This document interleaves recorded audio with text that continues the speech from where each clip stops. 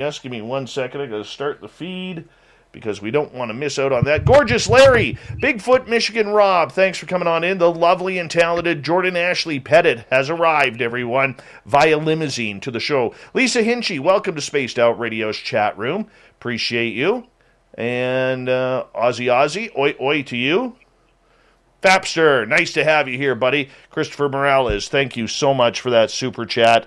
Really do appreciate that. As time is winding down here, we're going to get going here in just a few seconds. Hi, gorgeous Jenny. Nikki, nice to see you. And scrolling on down. If I miss you, I will make it up, I promise. The lovely and talented Simply Coco has arrived. Please tell us your drink of the night. Randy Spurl, good to see you. Black Dragon, thank you for that amazing super chat. Really do appreciate that, my friend. And we're going to get going here in 10 seconds. Remember, the super chat is a great way to support what we do. Don't forget to hit that subscribe as well. Here we go, everyone.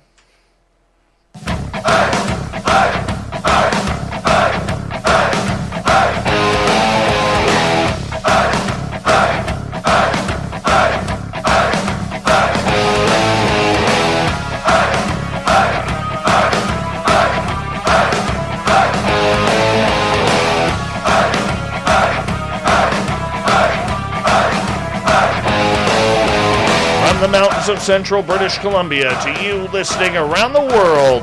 This, my friends, is Spaced Out Radio. I am your host, Dave Scott, sitting in the captain's chair of SOR headquarters. We welcome you on tonight's show on our terrestrial affiliates around North America, digitally on TalkStream Live, Revolution Radio, and KPNL. All of our archives are free by going to youtube.com/Spaced Out Radio. Do old Davey the favor, hit that subscribe button. You can follow us on Twitter at Spaced Out Radio and on Instagram at Spaced Out Radio Show. Our website is spacedoutradio.com, where we have a plethora of features for you, including rocking out to Bumblefoot and reading up on Captain Shirk's SOR Newswire. Tonight's show is brought to you by Chive Charities. Help make the world 10% happier by visiting Chive Charities today. You can find them on our website. Of course, we are that time of the month, mid-month, where we bring in our good buddy Merle from Vancouver, British Columbia, and the Paranormal Road Trippers for Ghosts of the Great White North as we talk all things paranormal tonight. And we have a special guest with us tonight from the television show Ghost Adventures, psychic medium and good witch Patti Negri. She hasn't been on this show in a couple of years, but I can tell you right now, she is one of my favorites when it comes to entertainment because she's just so lively and energetic, and you're going to find out if you don't know who she is tonight. And Patti Merle, welcome to Spaced Out Radio's Ghosts of the Great White North. Good to have you here. Thank you. Yeah, glad to be back. This is great. Thank you. And nice to meet you, Merle. I hear great things. Yeah, Merle's all right. You know, he's all right. I mean, every now and again, he gets a stiff upper lip because he carries a heavy mustache on him.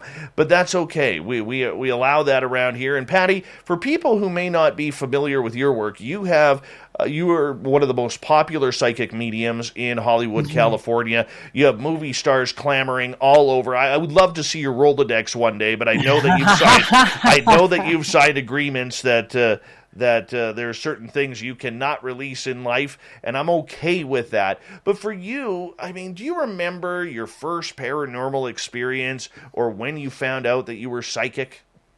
Yeah, as soon as I could talk, I think. Honestly, I just knew that those so-called imaginary friends that they said little kids have weren't imaginary. There was the creature in the closet and under the bed, almost cliche stuff, but it was real, and I got real information, and it was never taught out of me. My mom was like, yeah, Grandma did that too. Yeah, Grandma could do that too. So, I think kids can see. I think really kids can. In our modern, non-mystical Western society, it all becomes that left brain. It's our imagination, not anything that counts as far as logic. So that's why I love everything that's come of the paranormal world, because it shows there's mystery and there's mysticism and there's magic out there for people who don't maybe even want to get into spirituality or religion or something like that. You could still have, it's more than just us, So, whether you just want to be a ghost hunter, or you want to conjure whatever, it's great because we're bringing the mystery back. For you, I remember the first time I interviewed you. Do you remember when I reached out to you for the first time, going back like 5.5 years ago, what we talked about? Vaguely. I hardly remember yesterday, Dave. Well, I remember because it was one of the weirdest topics we've ever spoke of on this show, and you had written an article that came across my Facebook page about ghost sex. Ghosts having sex with humans. And I remember thinking to myself, I was laughing so hard on this article because I was so new and virgin to this territory that I didn't realize that this was actually a possibility. And I knew I had to reach out. And you were one of the first big names that literally are like, yeah, I'll absolutely do your show. And I was like, what? Really? Really? So I've always remembered that moment. Ghost sex, spectrophilia. Yeah, it's been around forever. I mean, people in every religion, every belief system, a non-earthly and humans coming together. And I mean, usually it always gets the bad press because everything does, the incubus and the succubus. But that's not what it is. There's a good side of it. I mean, if you don't believe in ghosts, you don't believe in ghosts. But if you believe in spirits, why can you believe grandma can stay there and hold your hand or whatever, or appear at the end of your bed. But sex, which is one of the most integral parts and important parts of our human experience, that goes out the door when your spouse or boyfriend or girlfriend leaves. It's like, that doesn't even make sense. I know. It doesn't make sense at all, which is why I had to have you on the air that first time. And I'm so blessed that I've been able to call you a friend ever since, and thank you so much. But your popularity on television has exploded since then. How did you end up getting involved with Zach Bagans and the Ghost Adventures team? That actually was, I think, a pretty much of a fluke. I've been working with them, I think, 6 years, 7 years. The first time I did it was the Haunted Hollywood episode, and I was just called in because they were doing Haunted Hollywood, and they were at the American Legion, and they had heard. I'm on the board of the Hollywood Arts Council. We bring art into schools, and I had done ghost walks and a spirit salon, not like a down and dirty paranormal investigation. I'm talking my husband's jazz band plays and everybody dressed up old Hollywood, and I talk about spirits and we do things. But in doing this much more elegant party, I ran into Charlie Chaplin, and he explained all this stuff to me and where he was sitting. So I guess when Zach and the guys, they talked to the people who worked there, and they said that I had just been there, and I pointed out exactly where Charlie Chaplin sat, and I didn't know it, and he had told me all this stuff about, like, during the big, Nazi scare and stuff. And so I basically would have been what they have on almost every episode, the local person who's experienced something, or the local psychic who comes in and do that. But I guess he just liked me. So all of a sudden he just became, if he needs a seance, he'd heard about my seance ability. And then it was just kind of come feel this out. He wanted me to confirmation. And I never know anything. I do not know where I'm going. I do not know. They will keep me blindfolded, literally locked in the back of the trunk, not the trunk, the car. So you don't know where even the Cecil one that we opened the Discovery. I remember Zach had called me a couple weeks before. He said, we're coming to town. We're coming to LA and I need you for something. Okay, great. Normal. Didn't hear from him. Okay, normal. 2 weeks later, I get this. Hey, it's Zach. We need you. Can we get you in here in 2 hours? Downtown. And the guy mumbled the address. And I'm like, I'm a girl. I'm thinking 2 hours. Did I wash my hair today? Do I have time to put on makeup? What am I wearing? And I'm like, I don't know if he said Cecil. If he did, I didn't hear it. And then I get there. I'm like, oh, this is that water tower girl play. But I hadn't even looked anything else up. Of course, I led them right to a room where I almost jumped out the window. And then I led them to a room where, I was being attacked, raped, and murdered. But I had no idea where I was going till I got there. Once in Scottsdale, he didn't even want to give me the address. He's like, well, just rent your own. We've got a car rented for you. Just drive on out. And I'm like, I need an address. I'm not that good a psychic, really. I need a physical address. So I must say, in that, the integrity in that, he doesn't want anything planned, scripted, beat sheets. What happens, happens. Did you guys know that you caused a real ruckus in Vancouver with that episode? Did we? Why? Big time. Like, it was on the news here. And the reason why is there's still a lot of people in Vancouver, because the case is only 7 years old, and there's still a lot of people in the Elisa Lam family and friends who believe she was murdered and that she was drugged, and there was a lot of weird things happening there. So it caused quite a stir on radio and television in the media. Well, she didn't climb into that water tower herself. I don't think so either. What do you think happened there? There is something there on the paranormal side of things. There is something there. There's something in the ground. There's definitely something, an elemental, something earth coming. And then something from all the years, like almost 100 years of it being good and bad, and mostly bad, and, you know, downtrodden, and drugs, and that'll do it every time, and serial killers. I think it's created some kind of an egregore or something. So it literally affects any living people that go in there. It heightens everything, makes drug addicts worse, makes you jump out windows, makes you kill people. And it's also holding a lot of spirits in there. There's spirits that are stuck there, that are being held by this other thing. And this other thing is beyond some ghost. It's not even a demon. It's this created energy. The second I walked in, I didn't know I was going. I saw the sign. I was walking up. It was like Skid Row. And a rat didn't want to let me in. I'd go right. The rat would go right. I'd go left. The rat would go left. I'm dancing in the middle of the street going, this is weird. The rat's I'm not even afraid of rats. I go, is the rat possessed, or is he protecting me? I don't know. Giving you a warning. I finally I know. I got past the rat, and I get in the building, and it's like, you just feel it coming in on you, like the pressure, like this thing coming in on the building. And I start going into trance state already, because that's what I do with them. And then all of a sudden, up pops the guy. Hi, Patty. Zach's got the camera strapped on, and they're like, here we go. You tell us where to go. There's 14 floors. There's 700 rooms, and you take us. You know, the human side of me is like, what the heck? I don't know why. But then I just have to trust, okay, push this button, go here. And again, I led them to pretty crazy rooms. And we did a lot of other stuff that was pretty crazy too, that just didn't make it there, because, you know, you film for 4 days for a 2-hour special. But it was crazy. The rat running round and round.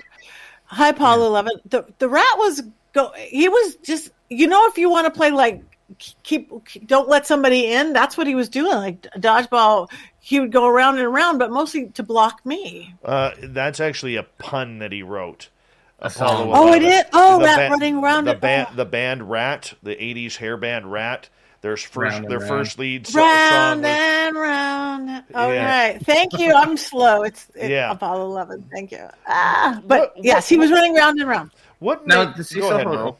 I was just going to say, the Cecil Hotel, do you think that there's something of a higher entity keeping spirits there, or is the energy imprint so thick from all the drug use, the killers, the rape, the gang activity, the overdoses, the sudden deaths, the suicides? Is it all just kept there by something? Yes. Completely. And I don't know what it is. I mean, honestly, I think it is such a combination. It's like the perfect stew or whatever, the perfect storm of what comes up from the ground was created from all the drugs, from the serial killers, from the desperation of people. There's so much desperation down there, and that'll do it to you. When the last time I went was with these new guys I'm working with, TFIL, Elton Castillo, they're YouTubers.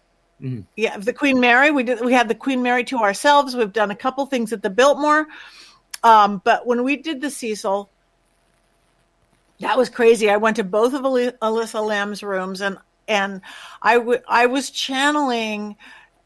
This is definitely a first. I was channeling, and we were in a corner like somebody smoking, and I'm letting the spirit take over, and I'm rocking back and forth. They thought I was going to give myself a concussion. One of the guys put their hand back, and I thought, what a part of me was conscious, I thought I was just talking.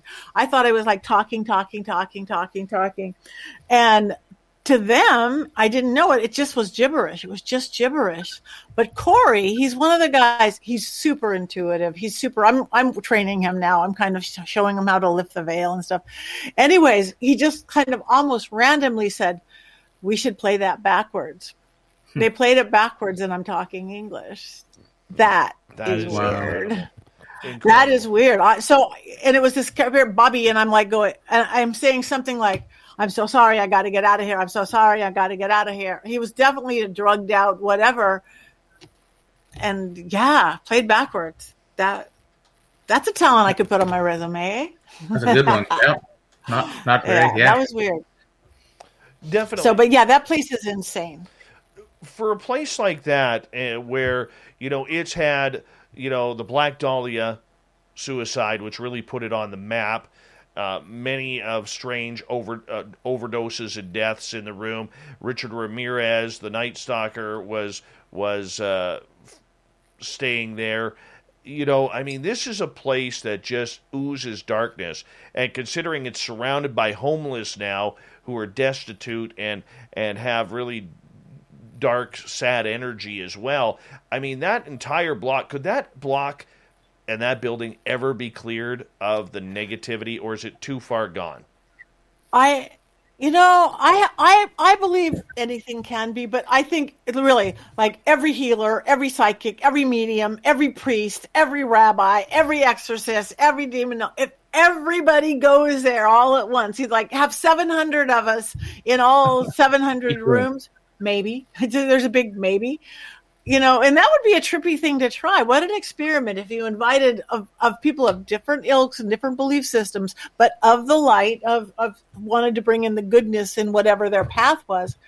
Because it's almost like, well, you guys know ground under things has got different energies, but downtown is like right across the street is a very fancy apartment building. Yes, it's still in the middle of Skid Row. That's how you do it. But it's a high-end, doorman, expensive apartment building that people live in. And I had to do a clearing there recently. And, this is a beautiful woman, music teacher, all this stuff, gorgeous apartment. But I had to put so much extra protection just around the windows because it was like almost sneaking up from the sides. Wow. Just another question about the Cecil Hotel. Do you think Ramirez's energy is still there? Yeah, I think so. Yeah, I do. I think Ramirez is there. And yeah, it's weird. Wow. And I met a few other spirits that really are stuck. Again, you're only going to get the big stuff that they play onto TV, but there was some, just, again, little desperate spirits and stuck and wandering and didn't know what and couldn't get out. And that sounds. Now, do you sad. clear any of them? Like, do you do? I do, and I have.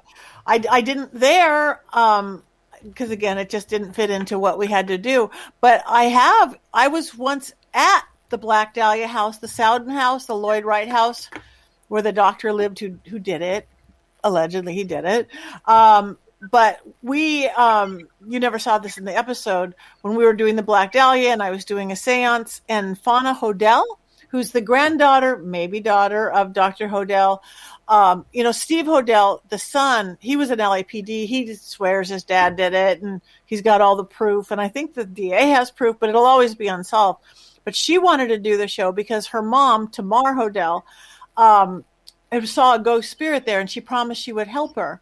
So when we're doing the seance, she came in and Tamara wanted to die. She was in Hawaii on her deathbed, but wouldn't die because she helped. We literally, that spirit came in, Zach, Aaron, the whole crew, we literally did a whole crossing over of the, wasn't Elizabeth Short. It wasn't the Black Dahlia. It was another girl that was stuck there. We did that whole go to the light. We all felt it and saw it. And it was so magical. Never see it on TV. It doesn't fit the style of their show, but yeah. And whenever you can do that, it's just awe-inspiring. It's like, wow, one little help. Yeah, no kidding. For you, being around Hollywood, where there's been a lot of really cool things happen, but it's also a place where hearts are broken and souls are shipped off. Whether it's young actors wanting to get into Hollywood who get shoved into the porn industry, whether it's overdoses, whether it's alcoholism. There's a lot of kidnappings, murders, and real sick stuff that happen in Hollywood. What is the energy like in that city? Because when we all look at it, we see the glitz and glamour of it all, but the dark side always seems to come out and play when you talk to people personally or you see their interviews online or on television. Well, I think that's threefold. Number two, that is what you're going to see on television because they don't show the good stuff. There are so many happy damn ghosts in Hollywood. Most of the ghosts at the Hollywood Roosevelt are hanging from the chandelier having a good time. The ghosts nobody goes to Hollywood Athletic Club because they're happy ghosts. But yes, there is an energy there. There's a vortex in Griffith Park, like near the Hollywood sign, literally halfway between Burbank and Hollywood Entertainment Capital.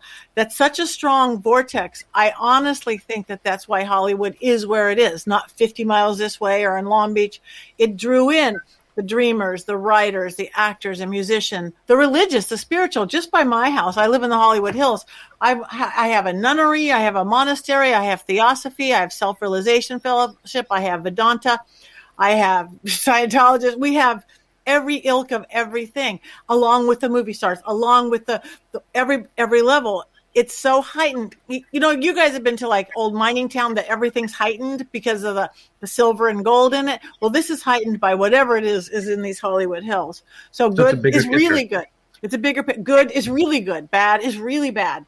But again, you're going to see more of the negative stuff. But it is, again, people who come here are people who don't want to just settle. I'm going to stay in my, I'm going to be happy and raise my family and work in a cubicle, and which is a fine thing that most people. No, I want to be a star. I want to write music. I want to do whatever. I want to be a sports star. And it's big people who come, big dreams, big disasters, big failures, and it's big personalities. And in my experience, big in life is big in death. If you're Bob the Quiet Banker, you're Bob the Quiet Ghost. If I'm a star, in life, I'm a star in death. Again, the shows mostly focus on the serial killers and the insane asylum and the prisons, but big happy ghosts are hysterical. But I think that's what it is. And there is a dark side. I mean, I've literally got the ghost of Aaron Spelling out of Spelling Manor. That was funny because he was, I don't know, you might be too long tongue. I know. Merle, but I know, no. Yeah. Okay, you produced Fantasy Island, Love Boat. He was the producer of the 80s. He defined the 80s. And Ghost was stuck in like the biggest mansion in LA.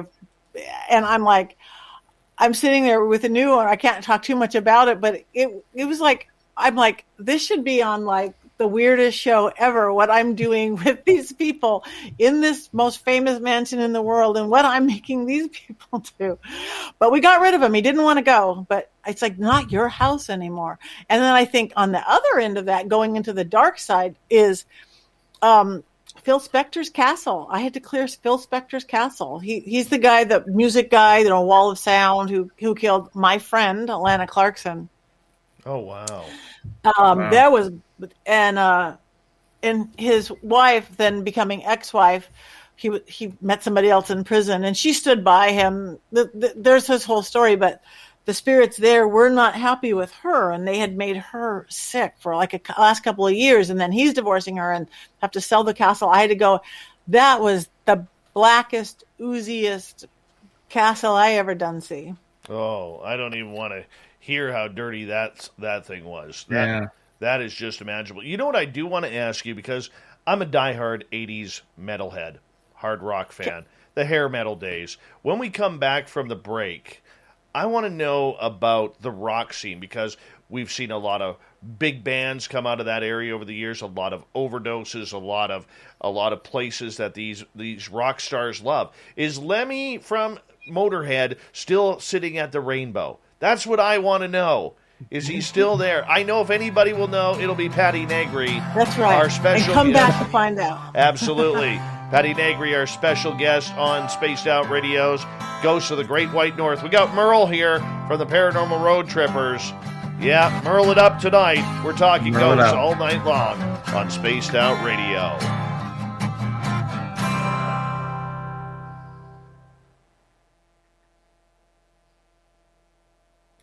I could seriously listen to you talk all night. Mm-hmm.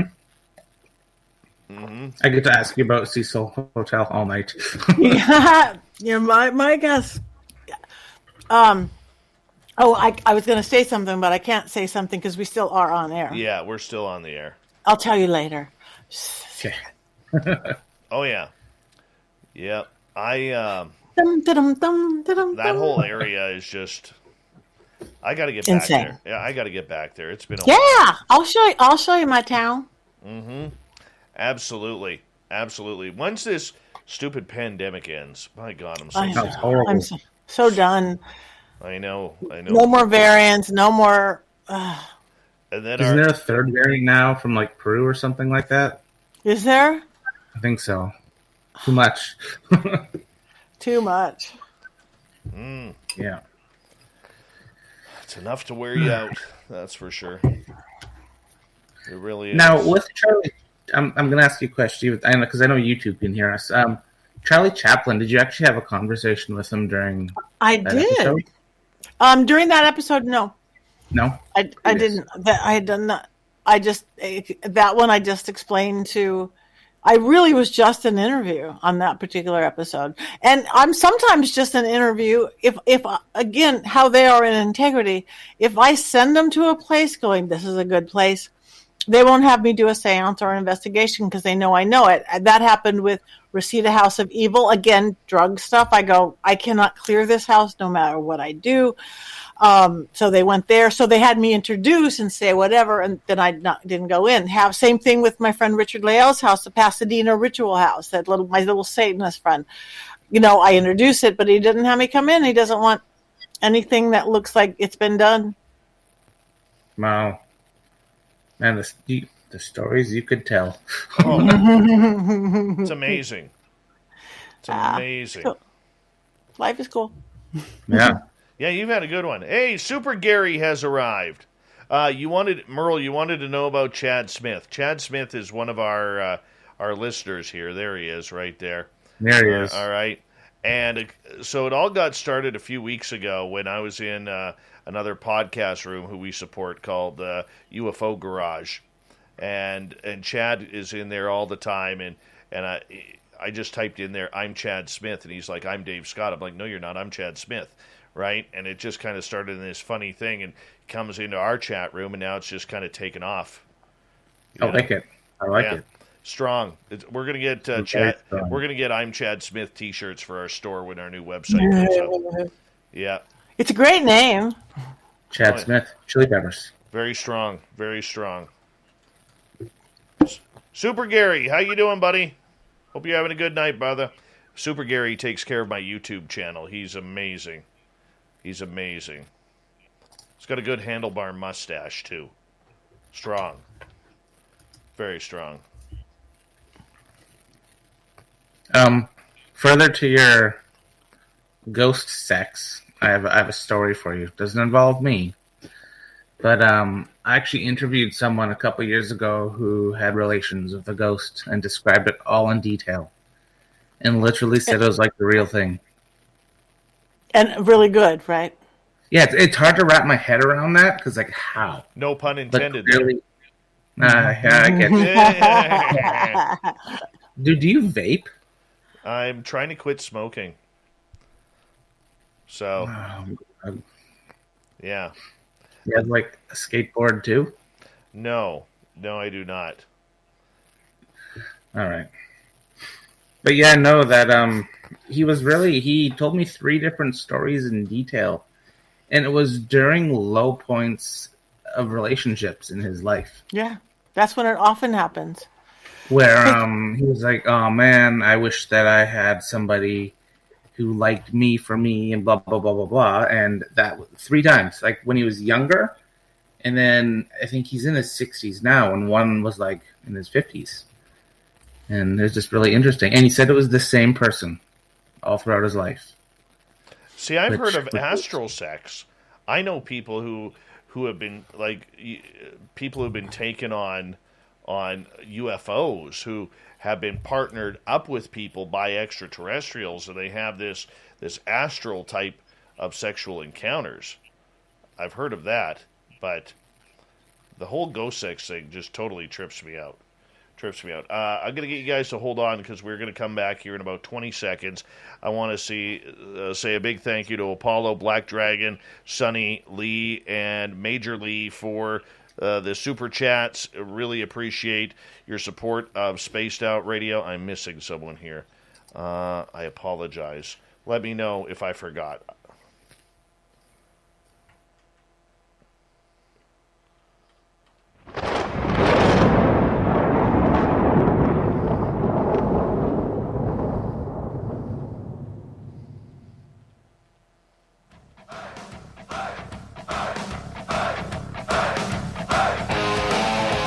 Second half hour of Spaced Out Radio is now underway.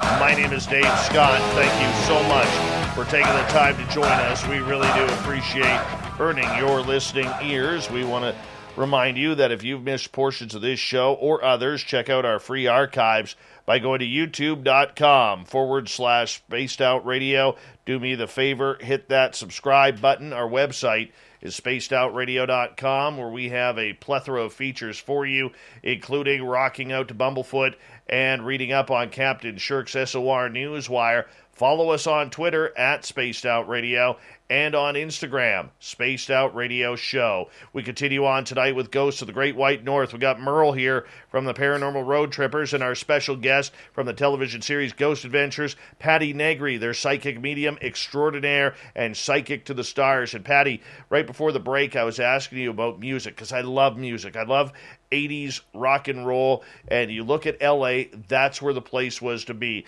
Whether it was Guns N' Roses, Motley Crue, whether it was Poison, Faster Pussycat, even today with Steel Panther, and of course the bars that go along with that. The Whiskey Go-Go, the Rainbow, and other great places where these bands played.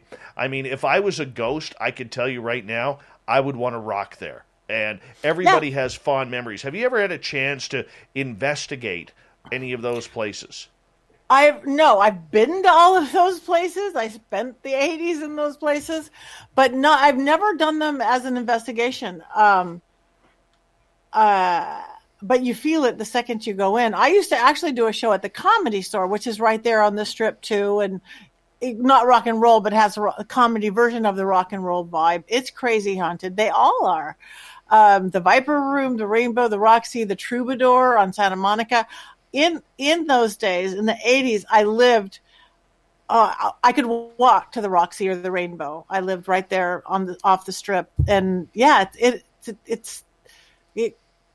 I don't want to say it was an innocent time, because there wasn't an innocent time, but it was that, wow, you could take over the world. It was, because the 60s had their thing, the 70s had their thing, and then what it was in the 80s, when you have, again, all these creatives coming with all these dreams and everybody lining up, and it's magic. And like I said, big in life, big in death, big in whatever. And so the ghosts that go hang there, a lot of them are just good, let's hang out ghosts. I need to settle something right now, though. Just pick one. If you had to see one tomorrow, Motley Crue or Guns N' Roses? Guns N' Roses. Oh, okay. All right. I am a Guns N' Roses fan. I love Motley Crue. I do. I'm this girl, but Guns N' Roses. Of course, every time. Sorry. Every time. Next to Freddie Mercury, Axl Rose is the greatest frontman in the history of rock and roll. Yes. Yes. But he's always better than both of them. No. And Elvis. You're a sick and twisted individual, Merle. Sick and twisted individual. Patti, I would love for you, if you could do an investigation for us, I would love for you to go into the Rainbow, because apparently the ghost of Lemmy Kilmister is hanging out there, and people have run into him not only at his bar seat where they have kind of blocked off because he was there every night, but even in the bathroom stalls and everything, because he just loved the place. He was there. He even had his own mail delivered to the Rainbow because he was more there than anywhere else. Do you like dealing with celebrity hauntings? Is that what makes your job fun? That is one of the many things that make my job fun, because again, they're interesting people. Like, not that everybody isn't interesting, like I said, the mailman isn't interesting. But when you take something, you have so much chutzpah or whatever to get to fame and fortune. You have a lot of drive or a lot of luck. You have a lot of everything, a lot of talent.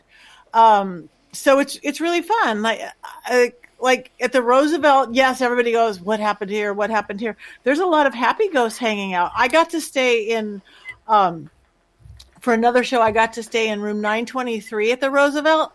That's the Montgomery Cliff room. That's one of their most haunted. And I got in there, and they were going to just set it up with GoPros, and I spend the night and the crew leave.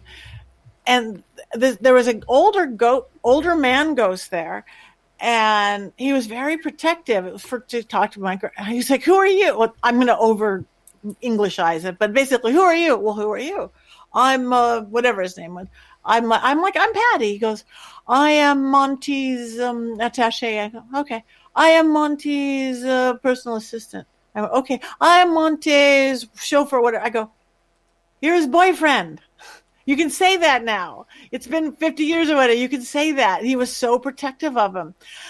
I mean, these are great. They were reliving. And I brought a trumpet because people hear the trumpet being blown there because Montgomery Cliff lived at the Roosevelt for like 3 months while they were shooting it. It's a tiny little room for a lot of money. I couldn't find a place to put my toothbrush down. But I brought a trumpet. I'm going to sleep with a trumpet in the room. And I blew it once. I didn't want to blow it a lot because, again, the other guests would be like, "What? It is haunted." But I blew it once, and I swear to God, they knocked me out. It's like they slipped me a Mickey. I had all this stuff planned to do, and I went into this other space and time thing. It was fun. It was like a Disneyland ride. Even in the morning, I'm getting up, and I'm brushing my teeth. I'm taking a shower. It's like, I already did this. I didn't do this. I was like half him, half me, half this. And I saw how frustrated he got in this tiny little room where you couldn't set your toothbrush down. And it is like this deja vu times 100 million and not ending. It was really cool. So, yeah, who gets to do that? I'm lucky. Out of all the spirit movie stars and Hollywood performers, musicians that you have talked to on the other side, could you tell us a couple of the more memorable ones that you're allowed to talk about? Yeah. Well, again, anything that's been filmed, I'm allowed to talk about. Some of the great ones, I'm not. I think Michael Jackson was really interesting because he was so afraid. It was weird. He was afraid of being what he's always misinterpreted or misread. I actually channeled him, and he was so hesitant, like whatever he say would be read wrong or whatever. So he had like Michael Jackson PTSD on the other side. I don't know what he did or didn't do anything like that. But I almost felt like him. He was like an injured child ghost. A funny one, I was doing this goofy TV show. It was a cooking TV show. So the food was a star, Beverly Hills Chefs or something. And I was doing a seance, and they wanted to talk to Marilyn Monroe, Elvis, Charlton Heston, and Frank Sinatra. So, but it was really about the food. So I had them cook Marilyn's favorite food, Elvis's favorite food, Charlton Heston's, and Frank Sinatra. Elvis had fried peanut butter banana sandwiches. Marilyn had caviar little hot dogs. I think osso buco for one of them, and veal something for one. Marlon Brando Elvis never entered the building. Frank Sinatra never entered the building. Marilyn did. She will come.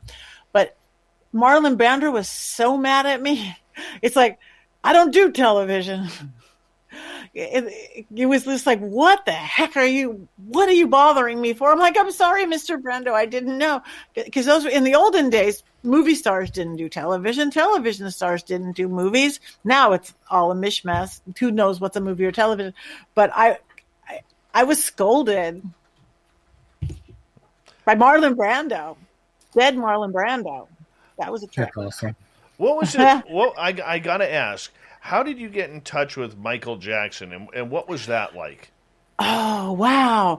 It was this guy, it's Modern Nirvana. He's this guy. He's a like an MC host for ABC or NBC.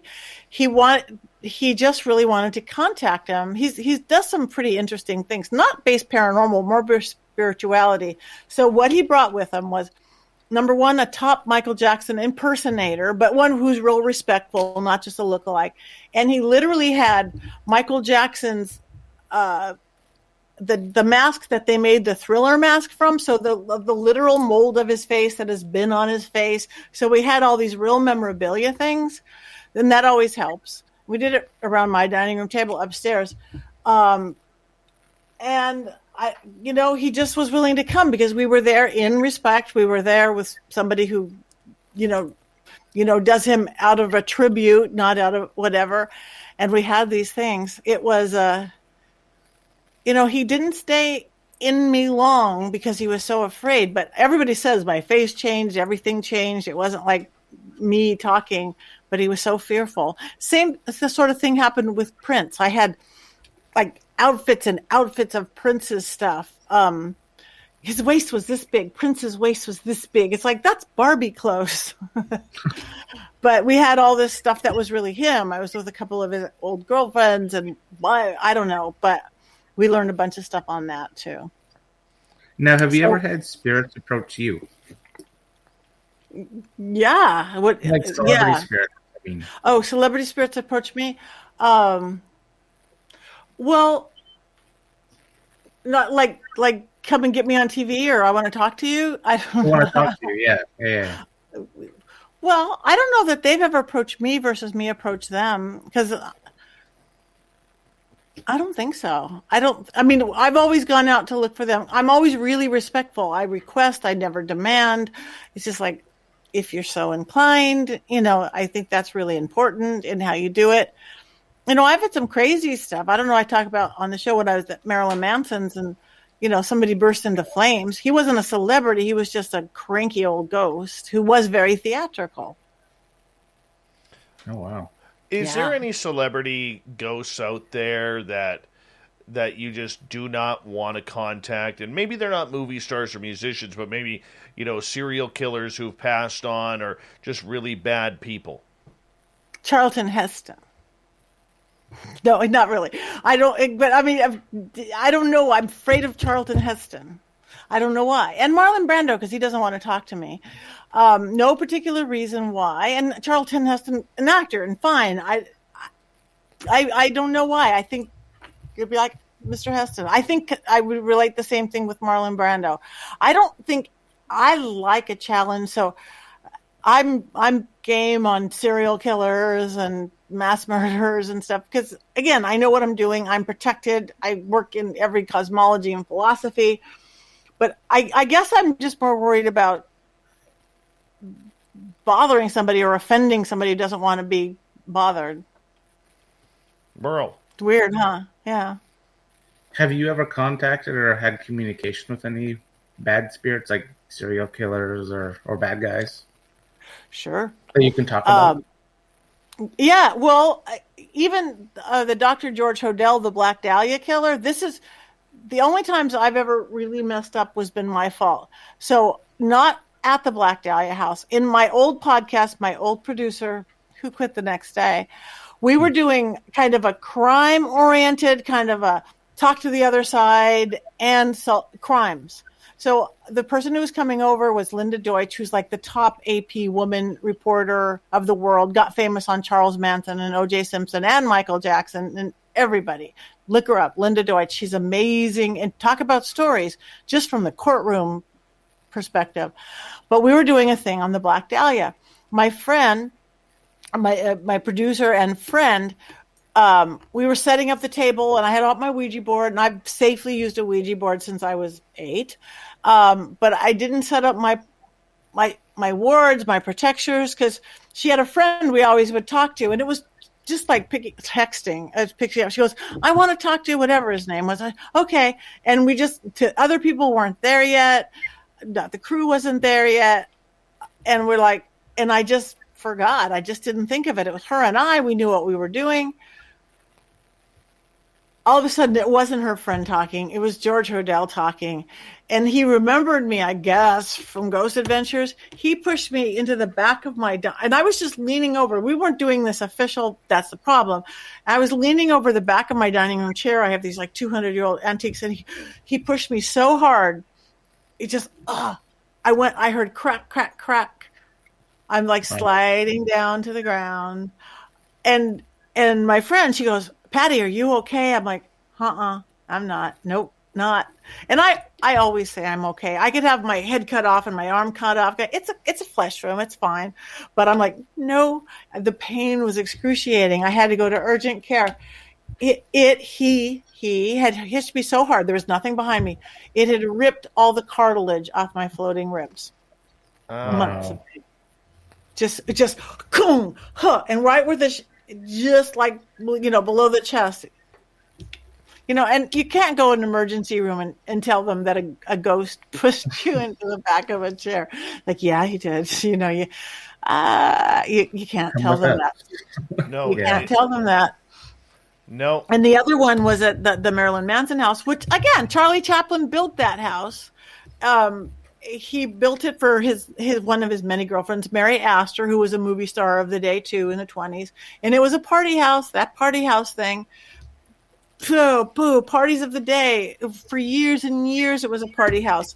And then the Rolling Stones manager bought it. So the Rolling Stones lived there, and the Mamas and the Papas stayed there, Graham Parsons, all the Rolling Stones manager people. And then they moved out. And then the person who invented the real life sex doll moved in. And then he moved out. And then Marilyn Manson moved in. And this is my neighborhood. He was my neighbor for 7 years.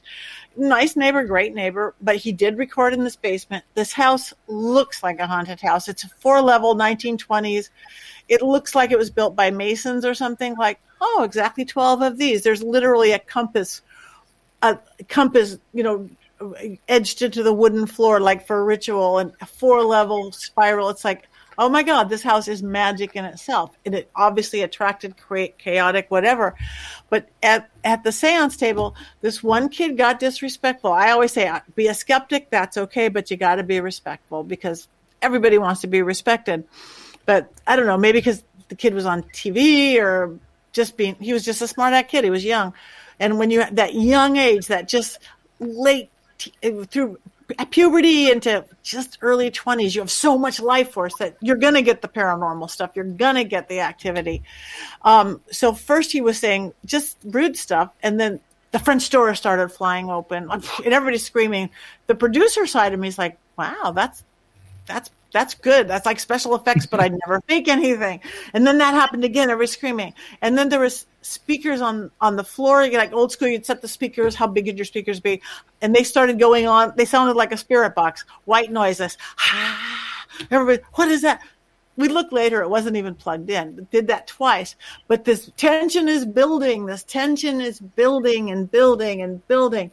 And then we were working the Ouija board, and then we were getting some heavy stuff about in the basement, in the dirt basement. It's always the dirt basement that was going on. It is. It's always the dirt basement wherever you go. Back to but anyway, he said something really stupid, and not him, but the cameraman facing him burst into flames, like a V up his back, like angel wings of fire. Just everybody screaming. 2 cameras actually caught it. One camera, hit the ceiling, hit the floor, and they didn't catch it. His camera was facing the opposite way. He's wondering why everyone is screaming and pointing at him.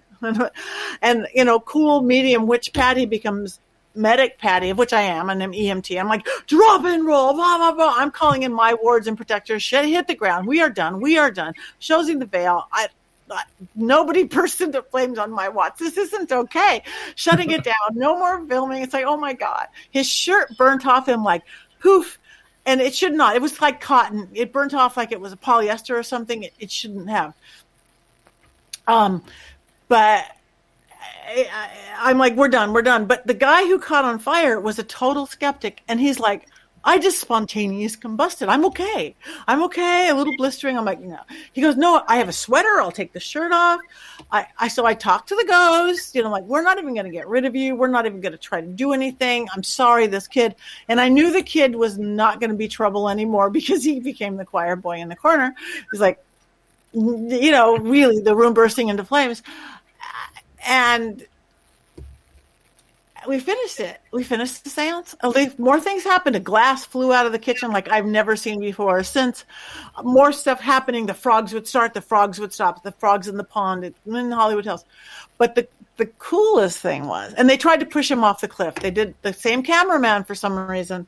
But the happy ending to this scary, bad story that I burst people into flames is the cameraman. 3 weeks later, he said, Patti, look at my back. Where I had seen the blistering on the small of his back, it had looked like he got a tattoo of a dragon. Open mouth, sharp teeth, winged head, into the shape of a serpent. That is the exact energy I called in to shut down the seance. I work dragon magic. I work dragon energy, crossroads energy. And I'm looking at that. I'm like, you have a tramp stamp of a dragon on your back. That is about the coolest thing in the history of the world. He thought so too. He became a believer. I had to make him a little mojo bag for protection, but they haven't done it. I hope they do it. They'll probably never do it. He was so intrigued. He wrote a script called The Portal. He wrote it with Stephen Norrington, the guy who wrote League of Extraordinary Gentlemen and the Blade series. It's called The Portal. And it's about basically this TV medium who does every reality show and does all these shows. And then one day a portal opens and then it becomes a horror film. I'm like, oh, how fun. Cast me well. Somebody young and beautiful. But I sat down with him. This is what Hollywood has to watch out. I sat down with him for like 5 hours with the script. I go, Laurent, you can't say that. He's like, but you said that. I go, I know I said that. That opens a portal. You can't say that. Spirits don't know the difference in a written script and somebody saying it. You don't want to be one of those cursed horror films, do you? With the ones where all the actors die off. No, you don't. So let's put meaningless words in here. No one will know the difference, but we won't cause anything. Wow. So we did. So if they ever do it, no one's going to die from watching that movie, but it should be fun. Aha! That'd be a good one. We have 2 minutes to go before we're going to go to break here at the top of the hour. Show flying by that we call Ghosts of the Great White North. Merle and our special guest, Patti Negri, are here tonight.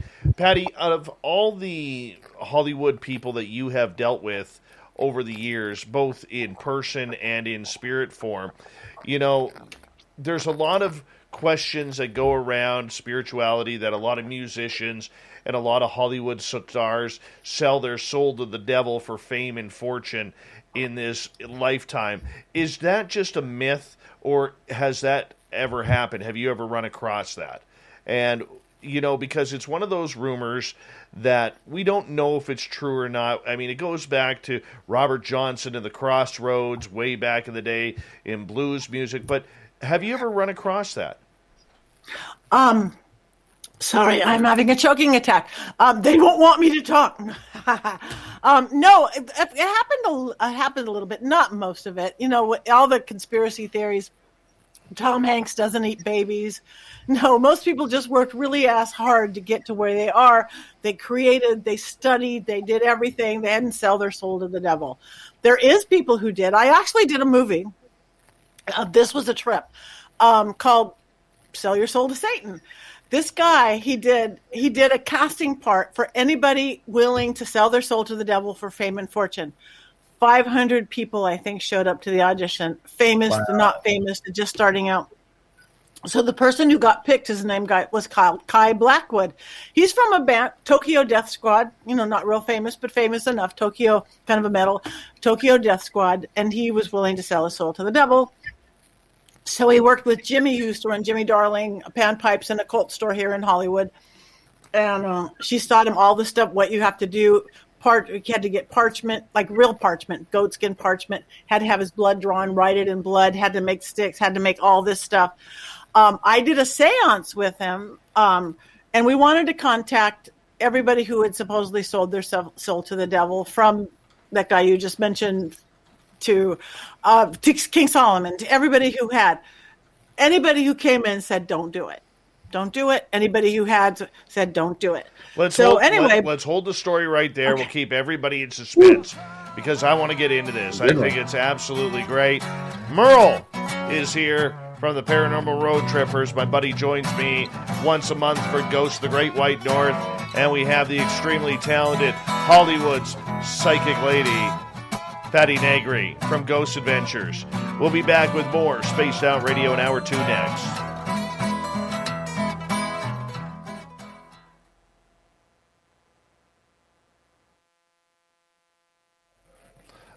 Strong first hour. Apparently, Kevin in our chat room saw the doll behind you wave. Oh, yeah. Doesn't surprise me at all. You said something like that was going to happen. Yeah. I didn't catch it. Now I'm going to have to go back and check the footage. I should bring her closer. I don't know if I can figure out, because people see her eyes move all the time. Like 3 people could come into the house and go, Belle's happy, Belle's happy, Belle's happy. She's a porcelain face. The next day, 3 people, Belle's not in a good mood. Belle's not. Everyone could tell. A friend of mine did a photo shoot up in front of my, I have this really cool kind of mantle. I'll let you guys talk. I'll be right back. Okay. And Belle's in a different position in every picture, and nobody told her. Like, Belle thought it was her photo shoot. Wow. I have a haunted doll question for you, actually. Okay. Maybe I'll pick your brain, see if you can help me. I've just came into possession of 2 haunted dolls that have had a lot of negative impacts on the previous owner. They came in the mail. The box. I haven't even opened it. Right here. From the States, and they came in priority mail. Like, they wanted these gone. And I just got home today from being away for 4 days. And I'm hearing noises. I'm hearing things down my hallway. I paranormal investigate for like over 15 years. I do protect myself. I do smudge my house. As you saw earlier, the smoke, because I'm trying to cleanse my place. In your opinion, do you think it's that box? Yeah, probably is. When somebody did the same thing with me with Belle, she sent her from Belgium to me. She saw me doing a seance with Peggy the doll, now in Zach's museum, that she gave people heart attacks and stuff like that. And so she said I could handle Belle because it made her hair fall out and made her and her little kid sick. This is how powerful. I had the box like that. I had never even done a Facebook Live before, not once. And I don't get that many people. 50,000 people watched me open this doll. I've never had anything, even a percentage of that. It wasn't me, it was this doll. But she had a darkness to her. I got rid of the darkness before the sunset. I banished it. And then a haunted doll, there's a reason the darkness is going to go in. There's something else there. And then the good little spirit girl hung out. But whatever you do, I would get rid of anything dark, and many methods to do it. But what kept me from her draining your energy and anybody in your household, rue really helped me. Get the herb rue. I would put it in her hand or like in a little Dixie cup or set it under by her skirt. Rue helped really do protection and not just drain energy, even when the bad stuff's gone. Because she still drained energy for a long time, even when the bad stuff was gone, just because she was still a haunted doll. Mm-hmm. Yeah, no, because when I got home, I noticed the entire energy in my house has changed, and I'm very in tune to my surroundings. One thing I like to say, I never like to poop where I eat, if you know what I mean. Investigating. But then again, I was also at 4 pioneer cemeteries from the 1800s the past couple of days, plus a bunch of old ghost towns. So I'm like, did I bring something home? Is it the box? I don't know, but something's different here now. Right. So again, do what you're doing. Cleanse the house, cleanse yourself, whatever. When you have your protections up when you open the doll, and then feel it out. Yeah, no. Yeah. Got a weird feeling about this one. Yeah, you haven't seen it yet. Yeah. No. Maybe you should open it online. Like I didn't see what happened. That's a good idea. Yeah, there's two. There's 2 dolls in there. Wow. So, one's from the late 1800s and one from the early 1900s. Wow. What I'm going to do is I'm friends with a guy in Seattle. Ross Allison. He has a haunted museum. And once the borders are open, I'm going to donate it to his museum. Oh, that's nice. Yeah. That is nice. Yeah, anything like, had I not been able to clear her, I would have gave her to Zach or something. I've given him, I had something else that a client had given me, and it had gotten way too dark. I'm like, why am I not staying in my office? There's something wrong. And I looked at this little voodoo-y looking thing. And so I called Zach. I go, I don't want her in my house. She's too much for me. Do you want her? And he said, show me a picture. He goes, ooh, it's a voodoo fetish hate doll. Yeah, I want it. So I gave her care. I took it to the museum. I gave it to him. It started acting up that night. Good. You can have it. Yeah. Like you. Not where I live. Nope. Good ghost. Yes. I have a French artist who lives here. She lived in the house from the 60s and she died in 98. We moved in 2001, complete with ghost. Wow. Yeah, cool. She's cool. Very cool. Good times. Very cool. We've got about 1 minute, guys. Okay. 1 minute. What a great show so far. This is fun, you guys. Yeah. Dang. Well, like I said, once this whole pandemic thing ends, I want to take Merle on a road trip down south, and we'll hook up with you. Come on down. Yes, I think we have an in, Merle. We have an an in. It's exciting. Oh, yeah. I love California. I've been there quite a bit, and I could move. Actually, my family, we almost moved there when I was 17. We were getting our visas all in order because my dad had a job lined up there from the company he was working at up here was going to move him down there. And I think within a month before moving, my mom was like, nope. And then was done. Hold on, guys. Hold on. Here we go.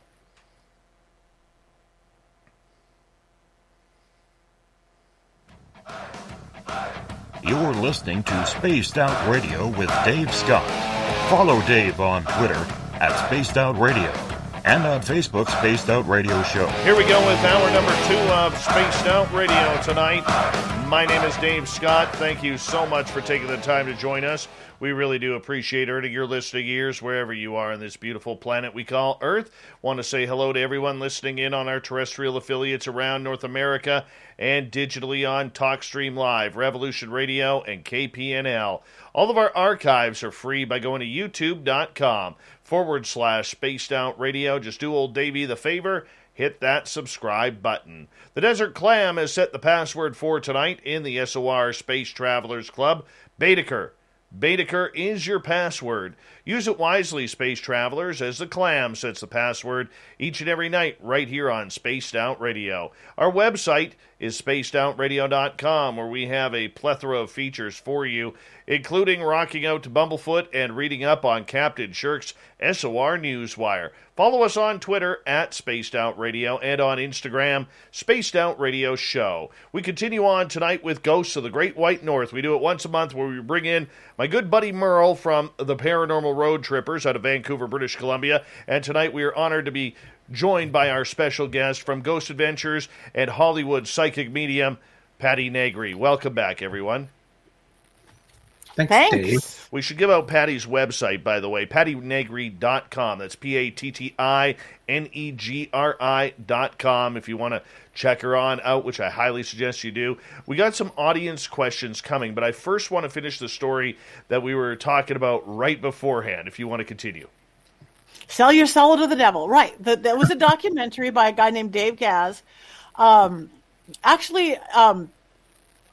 A very religious guy, kind of a Christian guy, but he wasn't doing it as a proselytization. He's a documentary maker.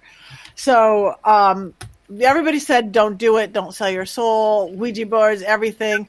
And the guy was so cute. He's this rocker, Kai Blackwood, but he's going to do it. So he did all the stuff that I saw somebody writing something about panpipes, but that happened in 2000. It's had many different owners and people's whatever, but this was back a little while ago. So said don't do it, but he was going on with doing it. Part of the movie, he said he wanted to do it, sell his soul for fame and fortune. So I said I would go with them when he was going to do this ritual.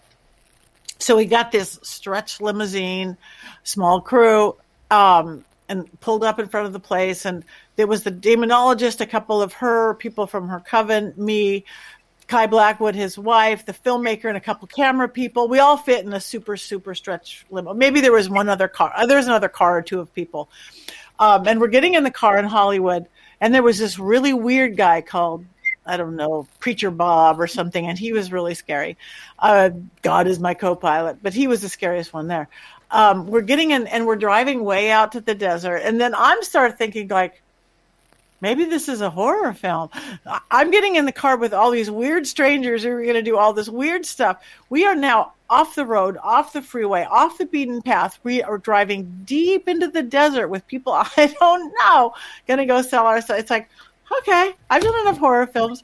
And then we get to this, it's like a silo, a big round building, probably for grain or something, but open roof, no roof on it, no door. You had to climb up a window to get in.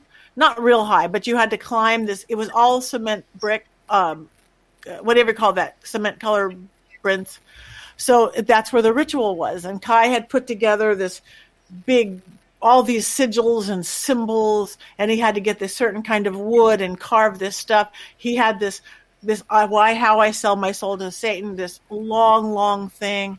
And I'm like, don't do it, don't do it, don't do it, don't do it. I'm going to be here to hold space for you. I'm going to be here to hold light for you. And he's doing all this stuff. And there's all these protection candles written all around this place. And all of a sudden, all the protection candles start going out, except for the one in front of this one cameraman.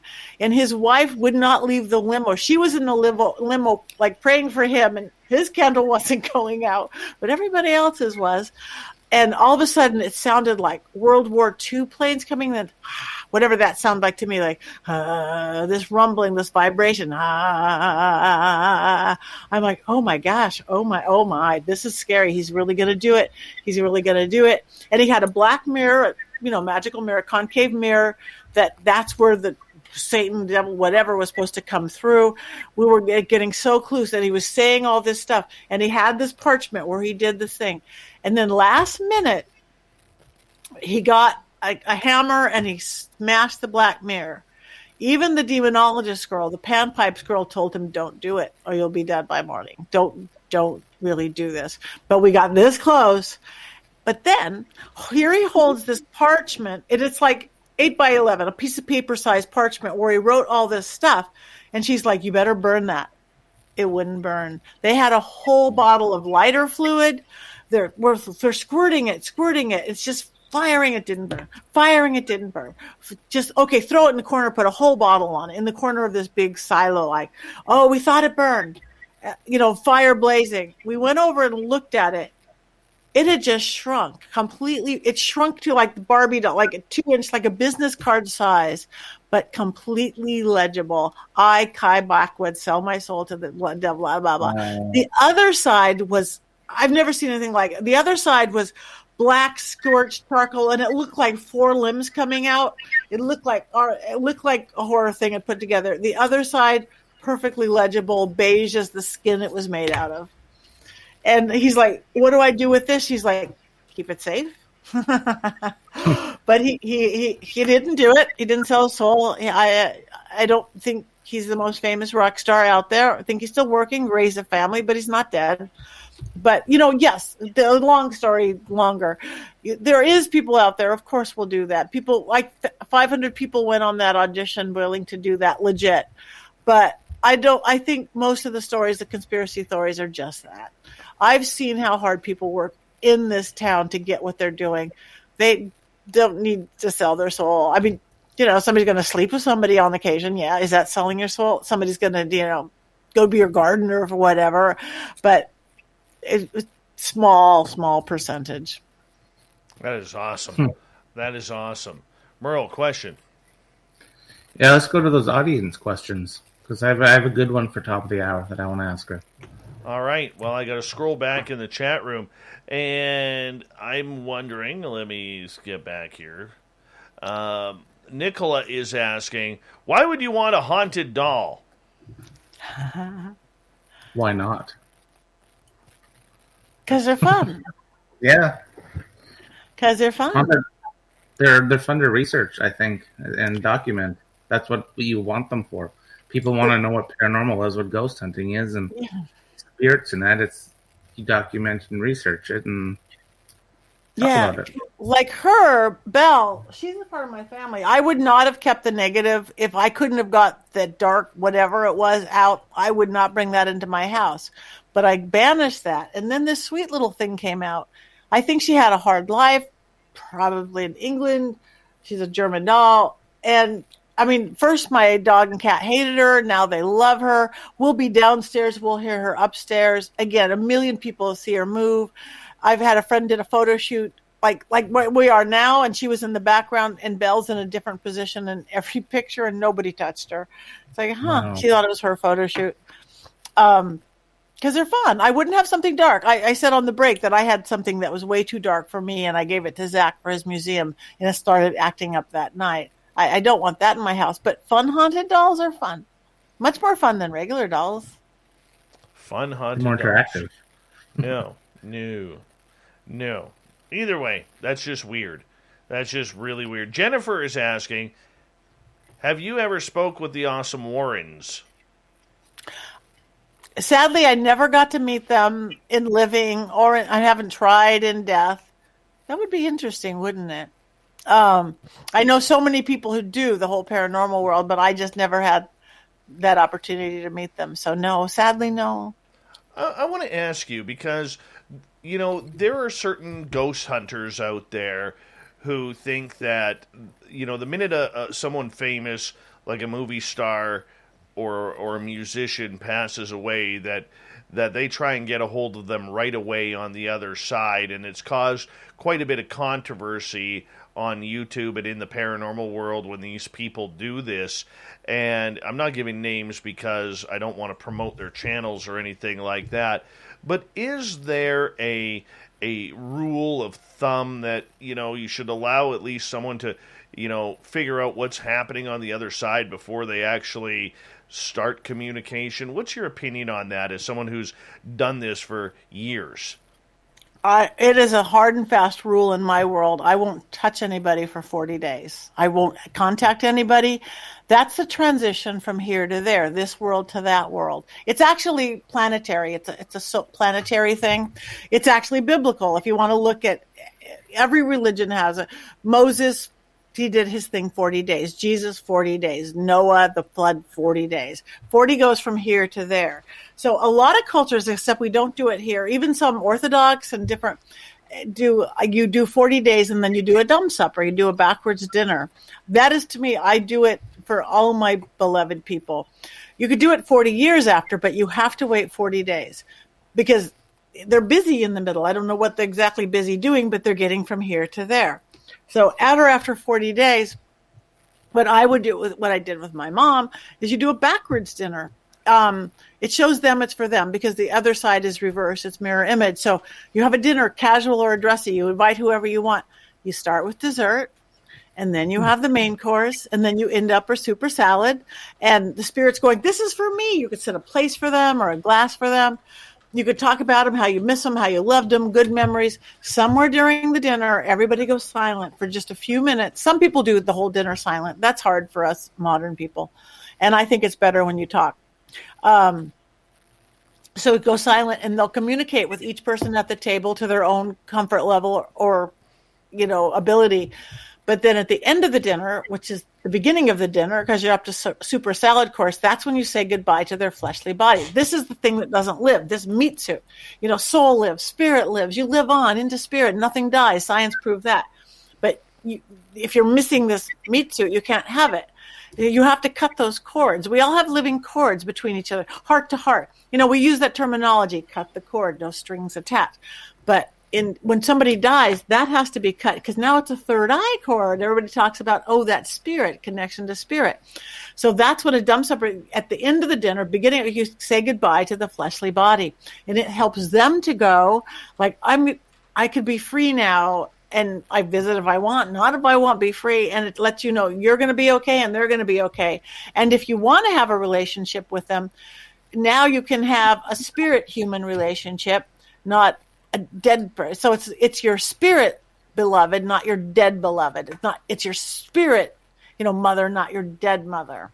And you can't have a relationship with that. So only once have I ever had to contact. It was a teen suicide. parents were distraught, and she had something she wanted to say, and they wanted to find her cell phone and all this stuff that I had to help. But I did it so respectfully. That's the only time ever in all these years I've ever even tried to contact. Now, sometimes they can contact you. A lot of times right after somebody dies, celebrity or not, doesn't matter. My dad came to me. So-and-so came to me. I knew they were okay. Happens all the time, usually within the first couple weeks, and then it goes away. If they want to contact you, great. But I say don't try to contact them. That first 40 days is when you can light candles, put out pictures of your ancestors, pray for them or do whatever it is that you do within your belief system. Don't try to bring them back. They're in transit. That's what happened with my nephew. Did it? It did. And I had to, I can astral travel every now and again. And I could feel his nervous energy because he was only 29. And he passed away of a fentanyl overdose. And I had to go in there to help him, to transition. And I saw the coolest thing when I was there, because my daughter is very talented as well.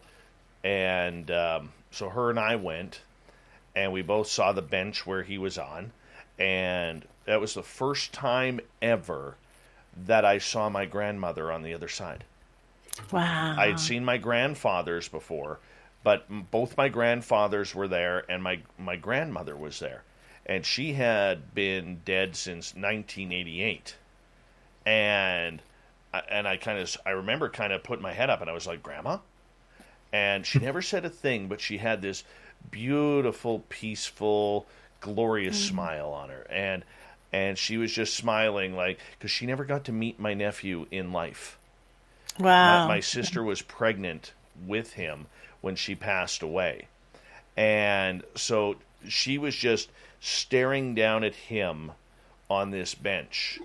And it was like, we didn't have to worry because Grandma was there. Yeah. It was a beautiful isn't that thing. Beautiful? It was a beautiful thing. It honestly brought tears to my eyes when I saw that. So pretty cool. I have a couple questions from the audience, if you don't mind. And let's start off with the Ukrainian watermelon up in Saskatchewan, little Ronnie Moniak. Ron, don't forget to wave to everybody. It's so flat there, everyone in North America can see you. All right, so give us a wave if you don't mind. And he is asking if you have ever been in contact with JFK. My very, very, very first seance when I was 7 or 8 years old, when I was obsessed with the dead, but not in a morbid way, and I wanted to do a seance, and I didn't even know what it was. I went in my little suburban house in my little suburban hallway, and the hallway where there's no windows or doors, I stuffed towels under the doors. I realized I didn't know dead people. So I'm like, it's late 60s. President Kennedy, Marilyn Monroe, everybody that I knew at 7 years old. And I came up with my first chant, I think. That's how I first started to raise the veil. And within moments, my little windowless, lightless hall filled with orbs and lights. And it was a light show. It was a disco show. Me and my best friend, Sherry Jones, ran out of the house running as fast as we could. But I was really jumping up and down going, this is real and it's controllable. But if I did contact JFK, I probably didn't, but I did over the veil and contact something. I didn't stick around long enough to do it. But when I contacted Marilyn, she had some stuff to say, but she wouldn't have changed her life. And that's interesting. Wow. I was surprised to hear that. It's like, did she have a good life, the sad life, was she killed, all these different things. But yeah, I've never personally talked to JFK. All right, Jose is asking, do you sometimes change the clothes on the doll behind you? I'm not going to any lengths to make fun of that bell at all. She came with just a little, modern, nothing, little baby dress and plastic shoes, and she was not happy. And people love Belle. A girl in the UK made this beautiful Victorian dress for her. She hand sewed. It's a dress and a jacket. Another friend who made her a matching cloak, and I have the same cloak. Another friend got her 100-year-old leather shoes. She's styling. Wow. She is. She gives me the chills. Yeah, she will do that. This Belle, that's my little girl.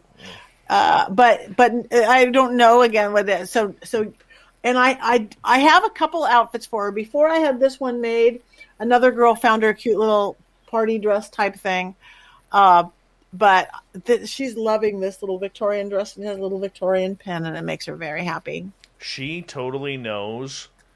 And for our radio audience, Patti is holding a haunted doll named Belle right now. And if you want to check it out on our YouTube channel, you can.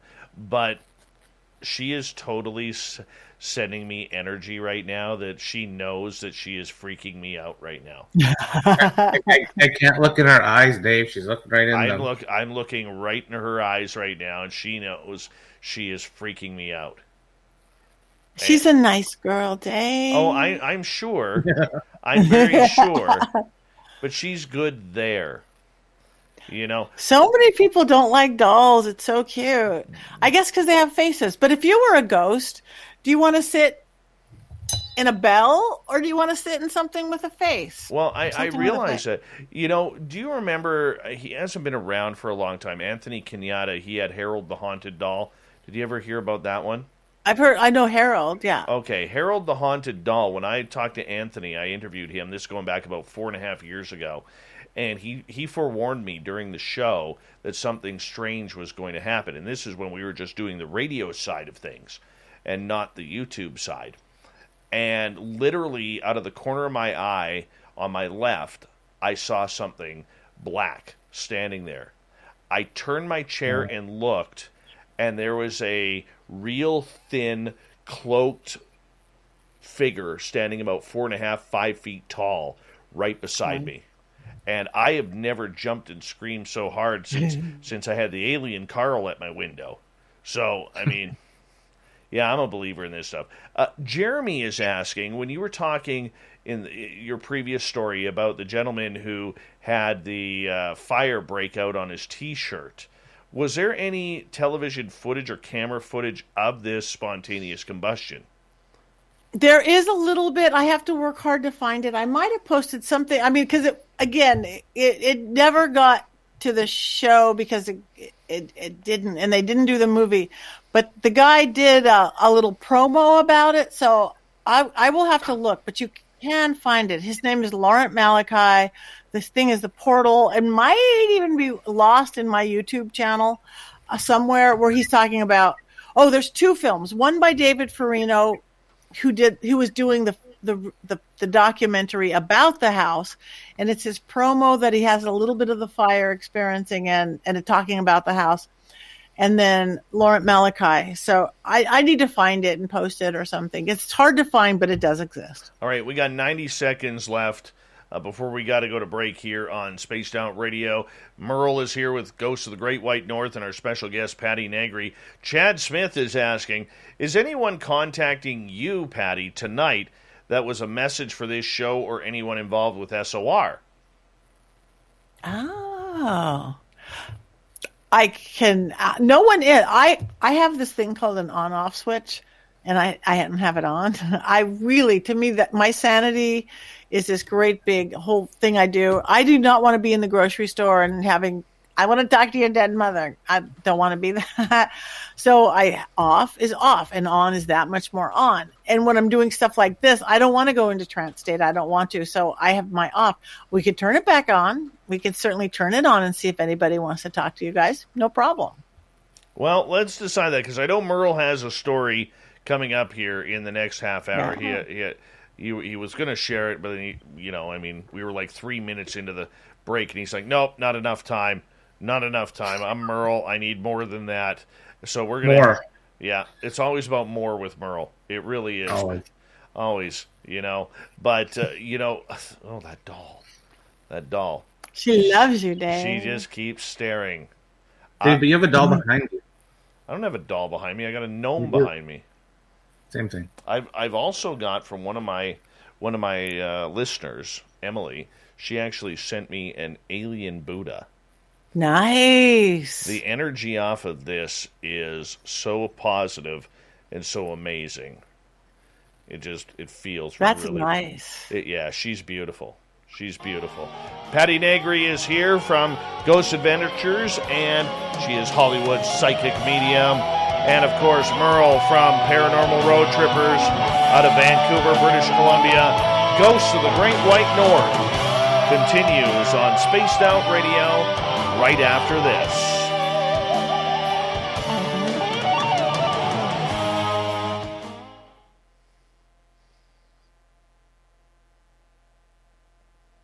I don't know if you guys can see them. They're like real teeth, sort of. Get right in there, Dave. Oh. Here, let me zoom in on you here. Hold on. Oh, there she is. Oh, hi, beautiful. Hi, beautiful. Ah. She's a good girl. How old was she again? What was her age? 105. She was, wow. It might be 106 now. 1915 German doll. Okay. Yeah. She's holding her age well. Yeah, she's holding very well. No wrinkles. She's great. Her body is not so great. She's missing some fingers. She's something that she's like. See, look at. She's got like rock and roll hands. She's all right then. She's all right then. She's made out of something called composite, which was pre-plastic, and it was probably like wood and glue and mush, something made. That's what her body is, but her face is porcelain. Yeah, Jennifer was asking a few minutes ago, okay, Patti, is it my eyes playing tricks or did her eyes move? Her eyes move. Yeah. Ah, she's a good girl. All right, you want to go sit down, though? You don't want to scare Dave. Any other haunted objects in your household? No, I had the nail fetish hate doll, but it got too dark for me, so I gave it to Zach, and it started acting up in his museum that night. Tour guides talk about it. I'm like, wow. I don't need that. Not in my house. Just like you, Merle. This has to be sacred space. I mean, yes, I have haunted things, but they have to be positive. I have my ghost, Adrian, whose house it was. My husband's a drummer. And we have like 12 feet up this shelf because we have pushed the ceilings up. And there's all these antique drums, like turn of the century 1920s bass drums. And they play themselves all the time, like one, boom. I've got rim shots. It's like I'll be in the seance around the table or just working with somebody. And I get, I'm sorry, I'm listening. All right. What? You know. And you can't reach them. It's far away. And they're the old school calfskin head. So they will pop and do stuff. But they do it completely on cue. It's cool. I like having good ghosts, but not negative. I don't want to get sick. I don't want to have energy drained. I don't want to, Interesting. That just creeps me out. Just creeps me out. I'm not going to lie. It just freaks me out.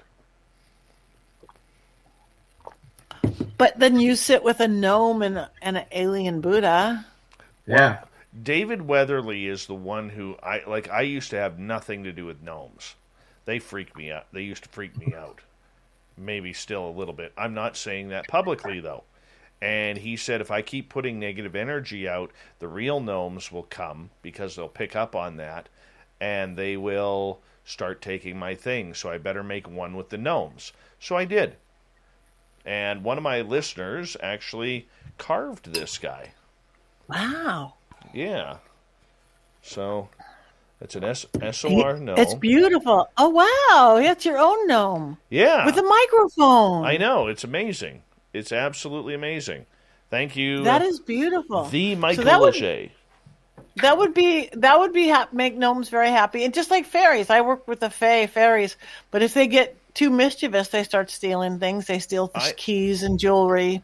I actually have a question for you because 2 nights ago, after the show, I took my dog outside and I was on the phone with one of my UFO people that I talked to. And I was standing by my carport door where I have my sensor light. My dog, Doug, he walked out I'm about 3-4 feet from my gate. And then he walked and laid down right in front of the gate. And I actually saw a ghost deer come hopping on by. And I was like, whoa. And I looked at Doug. Doug never saw it, never reacted, nothing. And it was about 10, 15 feet in front of him. What's a ghost deer mean? Well, it's probably a ghost of a deer. I don't know if it's like a totem animal. There's different kind of familiar. A familiar is you could have the like the dog cat living familiar. You could have the totem like the native thing. It could have been one of those, or you could have the created one like working with dragon, working with fetishes, servitors. But I had it must have been from the area. Who knows? I had like. Animals are first to come to my seances. It's like who had the three-legged German Shepherd with the purple collar, and they're first to come. Who had the white fluffy cat? But I was sitting around my dining room table in Hollywood, and a giraffe came in. Weird. And again, that left side of my brain wants to go, you can't say that. Nobody here had a giraffe. But I say it, and I just go. Hold on one second, my dear. Here we go.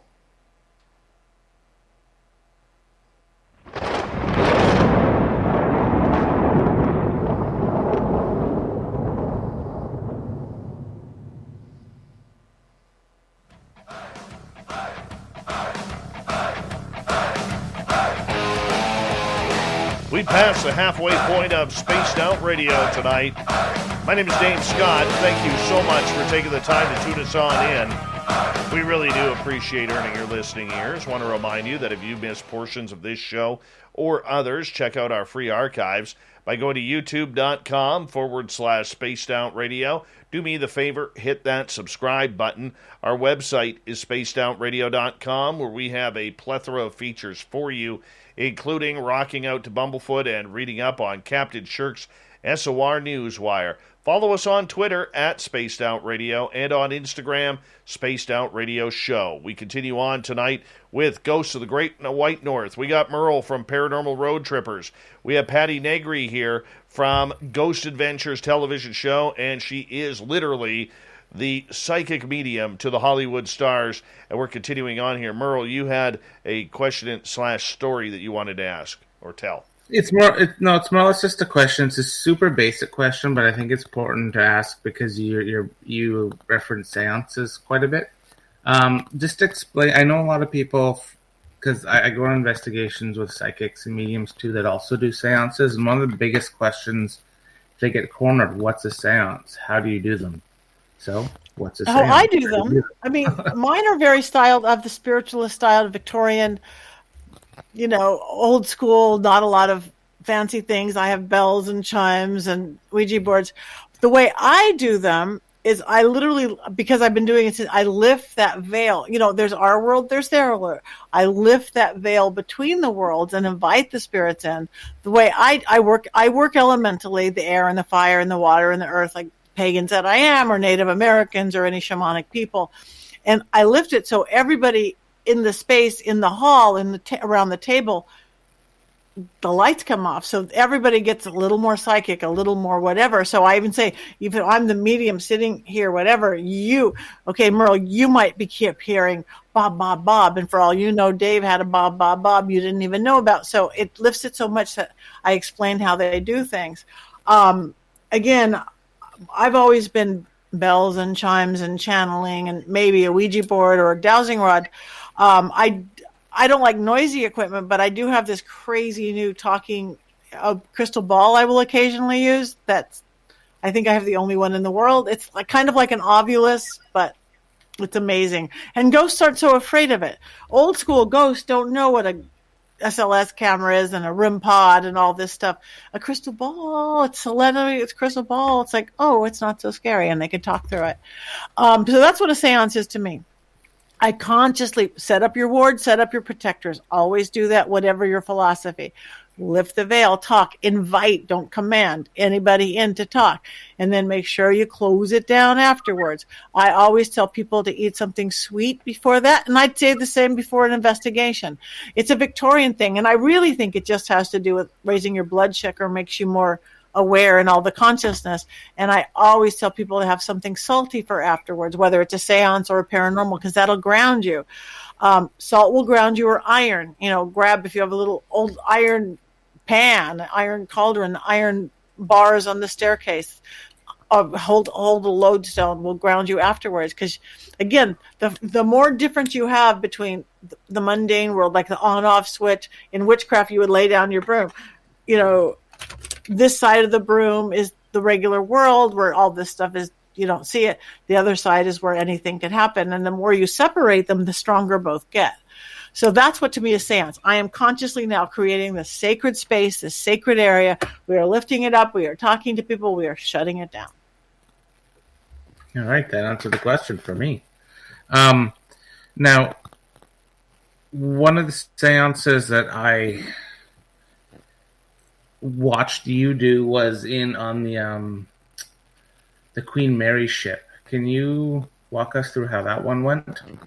Yeah, that was with the TFIL guys. Yeah. That was a trip because just having like only 8 people on the entire ship in itself is kind of spooky. This huge, 1,000 guest rooms. We had every guest room all open. We can go anywhere we wanted. The ballrooms, the engine rooms. And yeah, it was a trip because there's so many spirits there.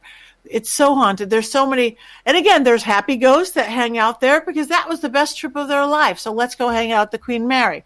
There's everybody that died there because people always die on cruise ships. There was also used in the war where there was hundreds died when 2 ships hit together. I didn't know any of this beforehand, but we set up the seance area right by where the ship had hit another ship and a bunch of people had died. So it was a little chaotic, honestly. It was a little. I couldn't pull all the focus because there was so much. It's like you're at a rave and trying to have a quiet conversation. But it was great. We got some great stuff. The guys, the TFIL guys, are all so open and so committed, just like Zach and his guys. That makes all the difference in the world. Do Absolutely. you find going into locations like that, spirits flock to you, knowing that you're sensitive? Yeah, they because and again, almost anywhere because it's and when you start to raise the veil or work it, it's like you put a open sign on, like there goes your open. They're walking by, it's like, they could talk to us, they could see us, so they come on by. So I have to get real. Especially in controlled ones when I'm doing around the table or just people who aren't wanting to talk to anything dark.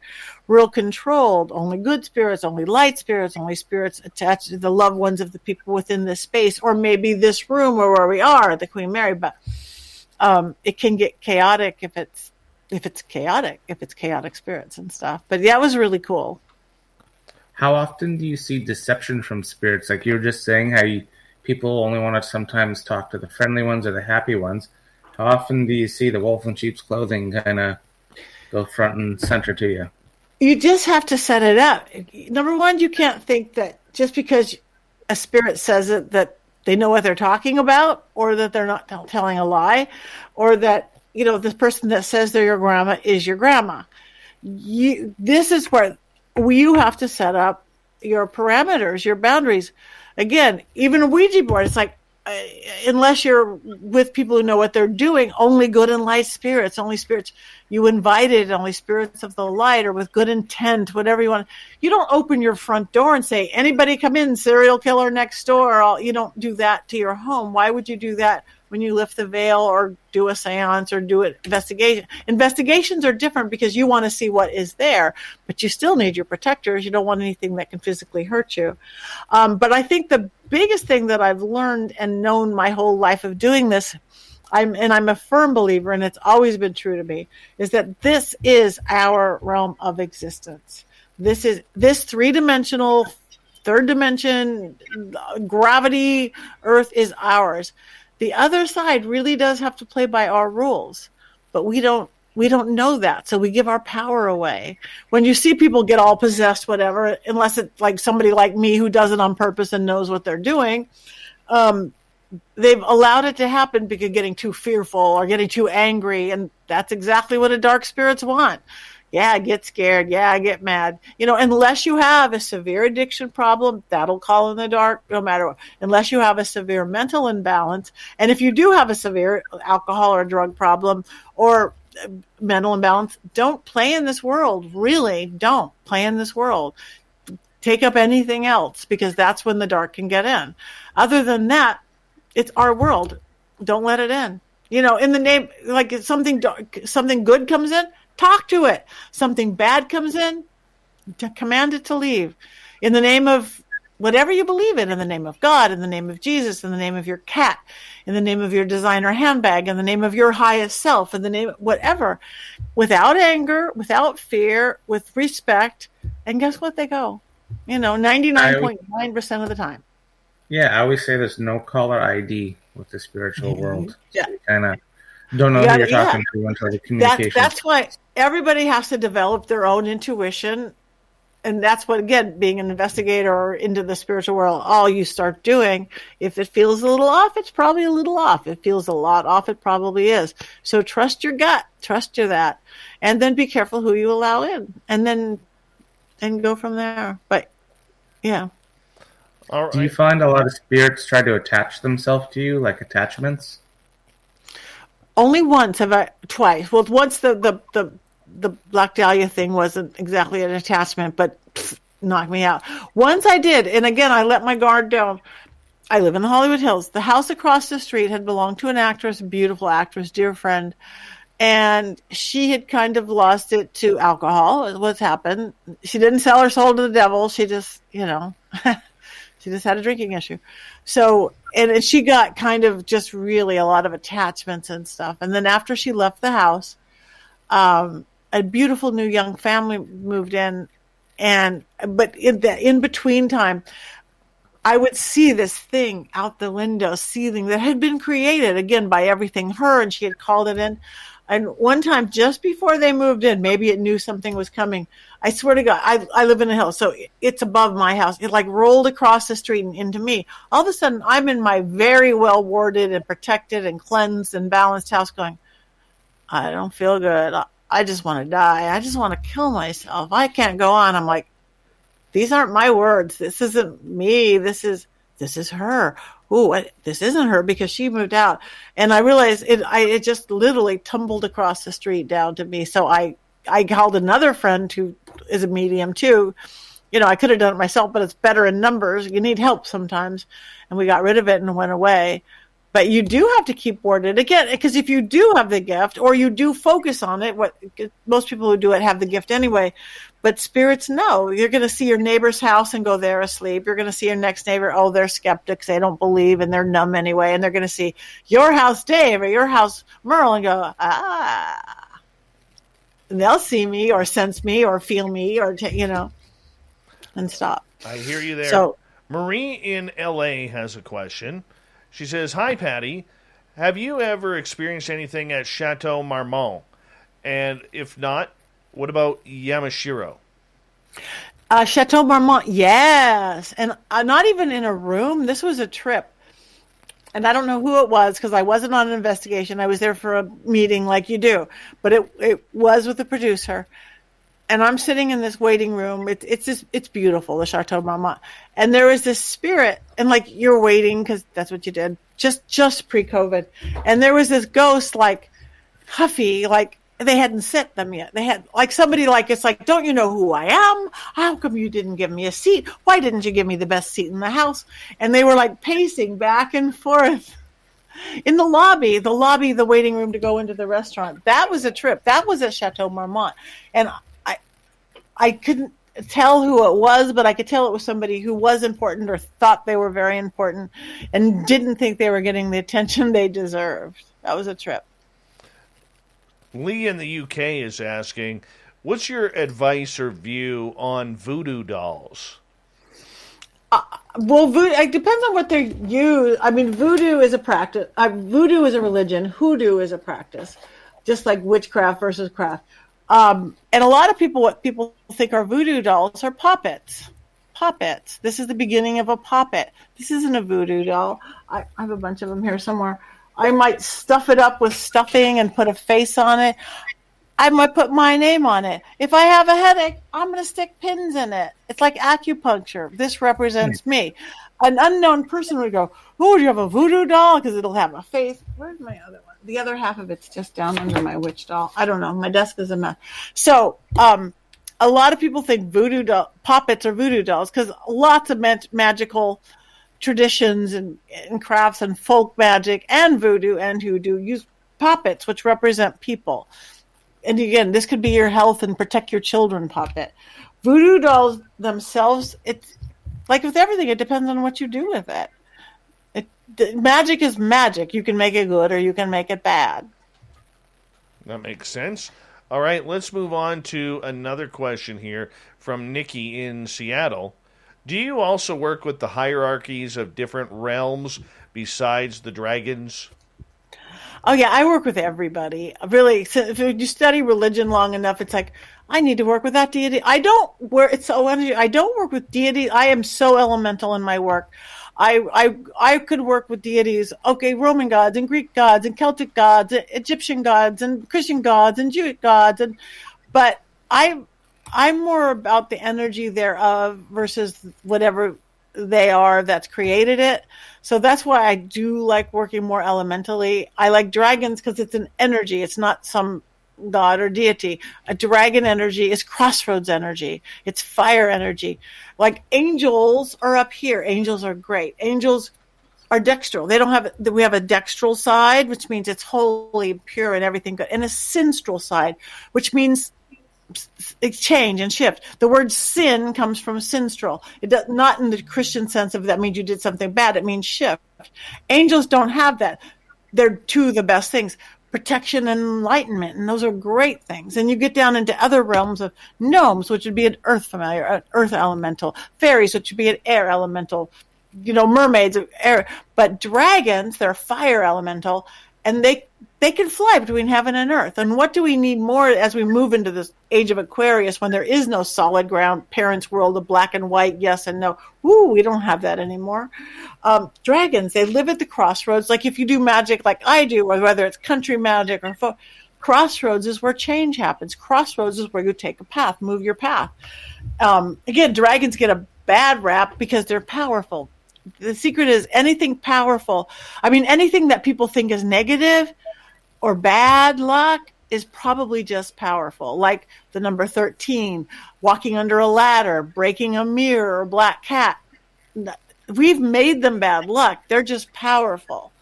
A broken mirror is the most protective thing I know in a witch's bottle. So society doesn't like power. So if it's powerful, it's bad. Don't do that. And the same with dragons. So I work with much more energy than specific hierarchy of deities, angels, gods, or anything.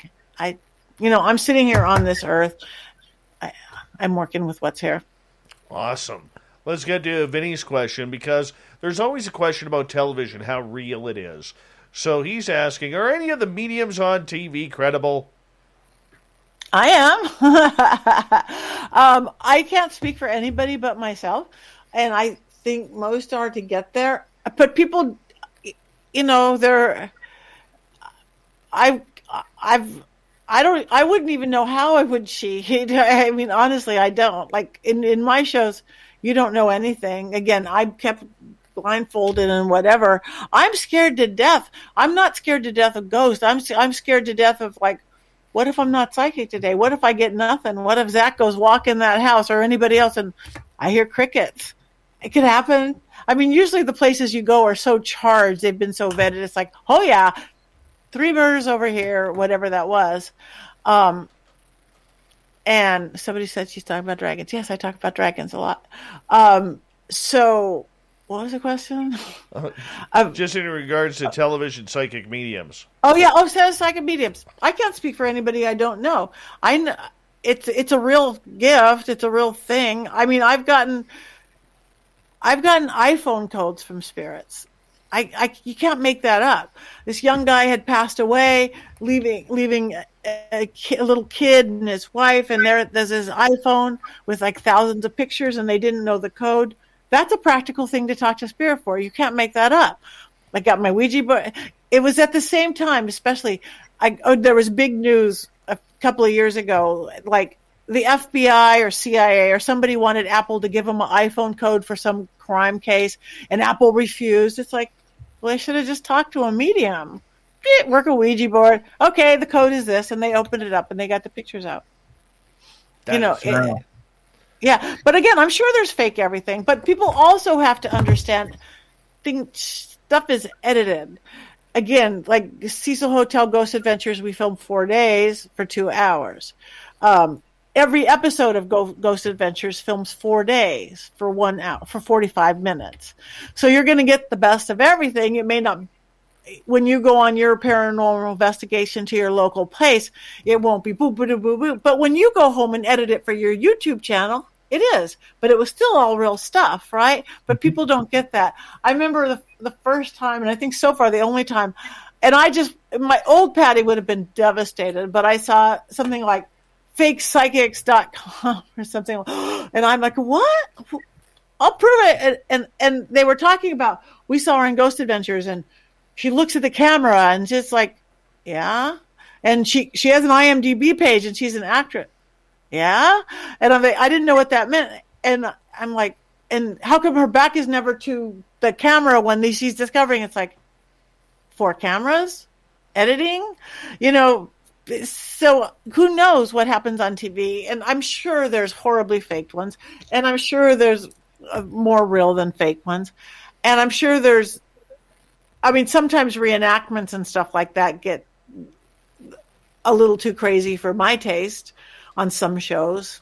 But I think a lot of people are scared of mediums. I think that they're scared that somebody could possibly hold power or know things over them, especially with skeptics or people that aren't confident. I think fear the unknown more than anything. How can you know something and they don't know something? And I find, like, I've done a lot of events where people come to the investigations, like public people, and you'll have the big bald guy walking in, all like Stone Cold Steve Austin, saying this is all horse crap. And then they'll look at the medium and be like, you're horse crap. And by the time they leave, A, they leave early because they've had the crap scared out of them. Or B, they come shake your hand saying, oh my God, I'm sorry. I'd say 9 out of 10 times that happens. Yeah. I've probably seen more great mediums than I have not, but I also think it's an experienced confidence level too. It is. Again, and you've got to trust. Like I said, like when a giraffe walked in the room, I'm like, how do I say that? And yeah, somebody had grown up in a compound in Africa. You have to have faith in whatever you believe in, whatever template you put on that, whatever words you choose to use for how you navigate. To me, your faith, your belief system, your cosmology is just your roadmap, your navigation. Any of them could be right and good. Pick the one that works for you so you can navigate in, navigate out, navigate your life. But yeah, everybody's afraid of the unknown. We're also intrigued by it. And what are they hiding? What are they hiding? What are they hiding? That's why you have an on-off switch. We have just under 2 minutes here. Let's get to Lynn's question. She says, I hear you say, Patti, that people dead are like themselves when alive. I thought people who cross learned to leave behind things like their vanity.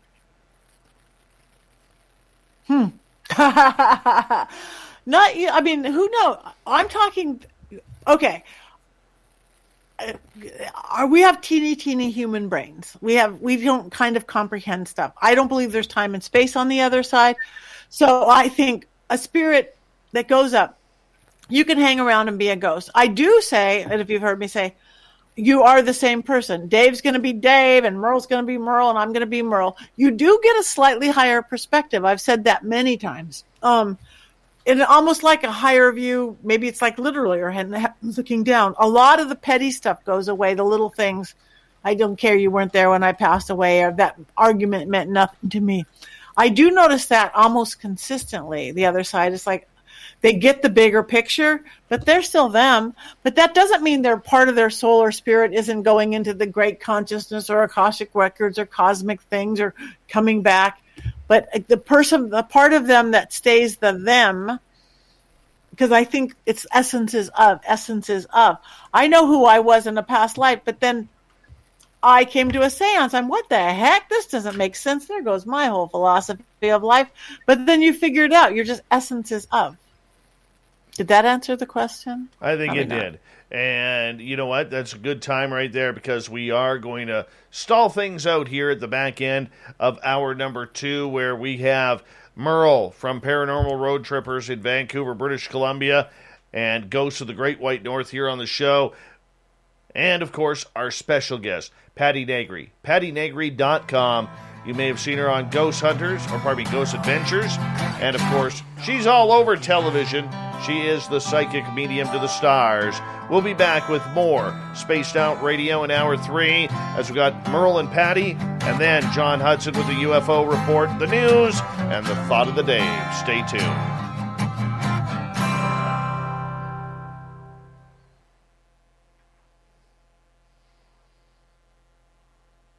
This is fun. I know I'm like 2.5 hours. But it's good. I do want to mention my new network, though. I have 2 new networks. I want to mention Paraflix and my paranormal network. Of course. Shoot it on out when we come back. Absolutely. Merle. Strong show. Am I beefing with FAP now? A low blow. Well, you know what? FAP... You got to realize, Merle, like, you know, you got a large melon, I got a large melon. Like, you and I are each about 1/16 FAP on the head scale. Okay, fair enough. That makes sense. You know, I mean, his melon is so large, that's what they copied the Space Needle off of. Right? It's a dome. Mm-hmm. Can't help it. Can't help it. Seances interest me. I've done a couple in my time. I would love to do one. I would love to do one. The first one I did was this was probably high school actually, and one of our group mutual friends, she's full blown like witch. I know it's high school, but still practiced it all right. Mm-hmm. And we were in my friend's basement, and we all had the candles. She did some protect. This is before I really was educated in anything, and all of a sudden, she started chanting something, and then the candle started flickering all up like this, and I'm like, oh, God. And then all of a sudden, the door went bam, bam, bam. And then she looked at it, not crapping, it's a real story. And it goes, open. And it opened. And then all the curtains in the room went like this, just like somebody went like that on them, and then the middle candle broke. And then we're like, okay, we're out. She's like, you can't break the circle right now. that was the first one that I ever did. Cool, that's a good one because you were young, and that again, that youth and life force, energy force is amazing. It is, but they are, and again, more and more stuff is happening, more and more unexplainable to the old-fashioned world. It's happening. But so you guys come down to LA. We could do a one right around my dining room table. I do it by Zoom all the time. Zoom is so connected, just like this. It feels like we're sitting right in the same room. It works with spirit stuff too. It's crazy. That interests me to try that even on Zoom, but even like doing it in person, the seances, and even the old, I guess they call it table tipping. I want to do that. All that stuff interests them. You need a 3-legged table. I have a friend who actually found one, a replica. You need a 3-legged. I mean, I guess you could do it any table, but with the Victorians did it. We were supposed to go do something with her this next week, but again, the Delta variant, she put it back off again. But we tried it once with her little table. We didn't get tipping, but we got tapping. We didn't get to the tipping part, but the tipping table tapped. Yeah, no, I really that's one that I actually like to quite try. And you use Ouija boards. Like I was watching some of the episodes, and you. I've been using them since I was a kid. Yeah, I'm okay with them too. I find like if you look online, people are like, "Don't use Ouija boards. You're going to bring the devil in." But in the next picture, they have a spirit box in their hand. I know, no difference. Then I'm like, explain to me what the difference is between analog and digital, right? Exactly. Or they've got a little safe pendulum, or it's all portals. It's all opening the door to communicate. Yeah. Even if P2, it's the same thing. Any source of communication is communication. Yeah. And again, we've made it bad, Hollywood, man. Hollywood, damn Hollywood. But yeah, For sure. We got, let's see, about 2 minutes. 2 minutes. So it'd be interesting if you contacted Lorraine or Ed Warren. Just to see what they would, straight up what they would say. That would be a cool one to... That would be a cool one. Definitely. But... Yeah, I've never even thought about it. Isn't that funny? I guess because they're like royalty, and that's like Charlton Heston or Marlon Brando. True, Only but if you look nicer. at it, they were doing what we're doing, chasing Yes. They'd be like, hold my beer. We'll have a conversation. Or even... You're doing it wrong. Yeah. This is how it's done. Awesome. Because it'd be interesting, because Lorraine was super sensitive too. So how does that carry on to the other side would be something to even check out. Yeah.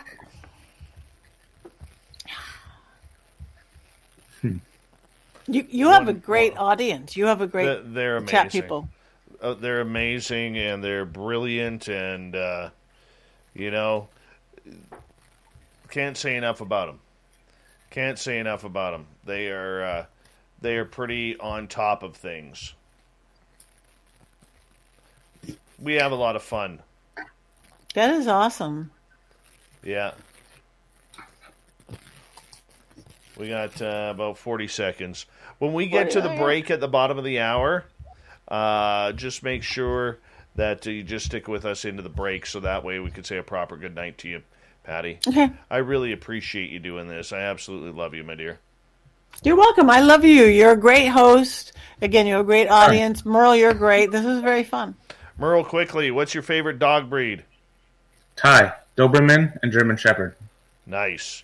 Very nice. Thank you to Jennifer, Tim, Jason, Steve, Christopher, Apollo, Black Dragon, Sonny, and Lee for the super chats. Murray, you too. Thank you so much. Here we go.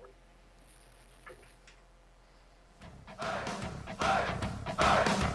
you like to connect with us? Head to spacedoutradio.com for all your latest show info.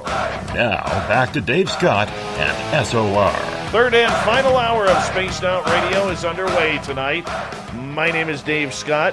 Thank you so much for joining us. We really do appreciate earning your listening ears. Wherever you are on this great planet we call Earth, want to say hello to everyone listening in on our terrestrial affiliates around North America and digitally on TalkStream Live, Revolution Radio, and KPNL. All of our archives are free by going to youtube.com/Spaced Out Radio. Just do old Davey the favor, hit that subscribe button. The Desert Clam has set the password for tonight in the SOR Space Travelers Club. Baedeker. Baedeker is your password. Use it wisely, Space Travelers, as the Clam sets the password each and every night right here on Spaced Out Radio. Our website is spacedoutradio.com, where we have a plethora of features for you, including rocking out to Bumblefoot and reading up on Captain Shirk's SOR Newswire. Follow us on Twitter at Spaced Out Radio and on Instagram at Spaced Out Radio Show. For the final time tonight, we introduce Ghosts of the Great White North. Of course, you all know Merle. He is with me each and every month when we do this show. And our special guest tonight is from the beautiful city of Hollywood, California. She is Patti Negri. PattiNegri.com is her website. You've also seen her on Ghost Adventures. Welcome back. Thank you so much. Excellent. Dave, we have another guest. Willow, my 5-month-old. Oh, it's a beautiful dog. She's a beautiful baby. We were just at puppy school tonight. She's not very good. She's really smart, but she's really stubborn. And she's asleep because she's a baby. Okay. It is that time. It is that time to go night-nights. You know? Yeah. You cannot blame her. Patti, you've been doing this for a while. You've met some incredible people throughout your journey through this. Have you accomplished what you've wanted to accomplish in being a psychic to the stars or having this very paranormal life? No, when I do, then I just want more because that's the challenge of it.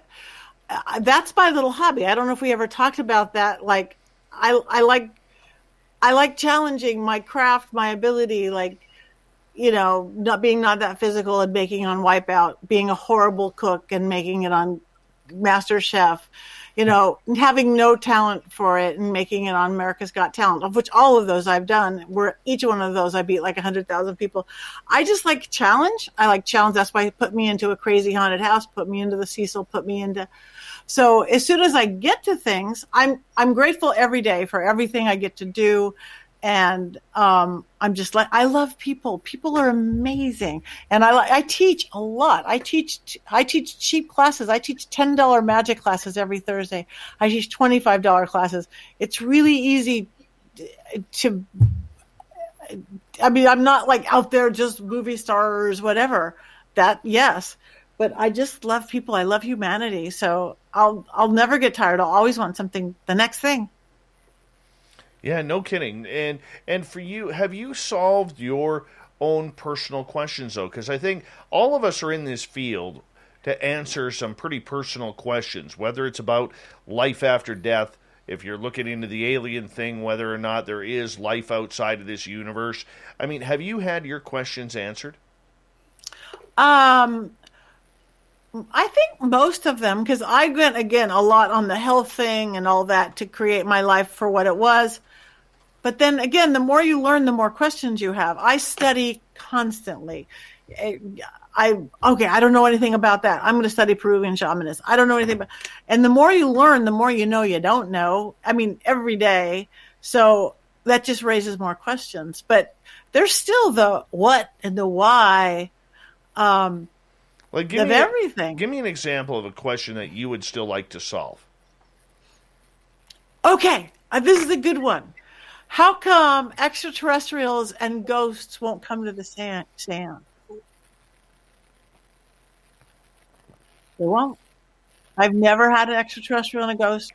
I mostly do ghosts and elementals and things. And one of my teachers, Maximilian de Lafayette, who is an ET guy, I haven't got that much into it, but he taught me some ancient Sumerian words, which are Anunnaki words, and I did an alien seance.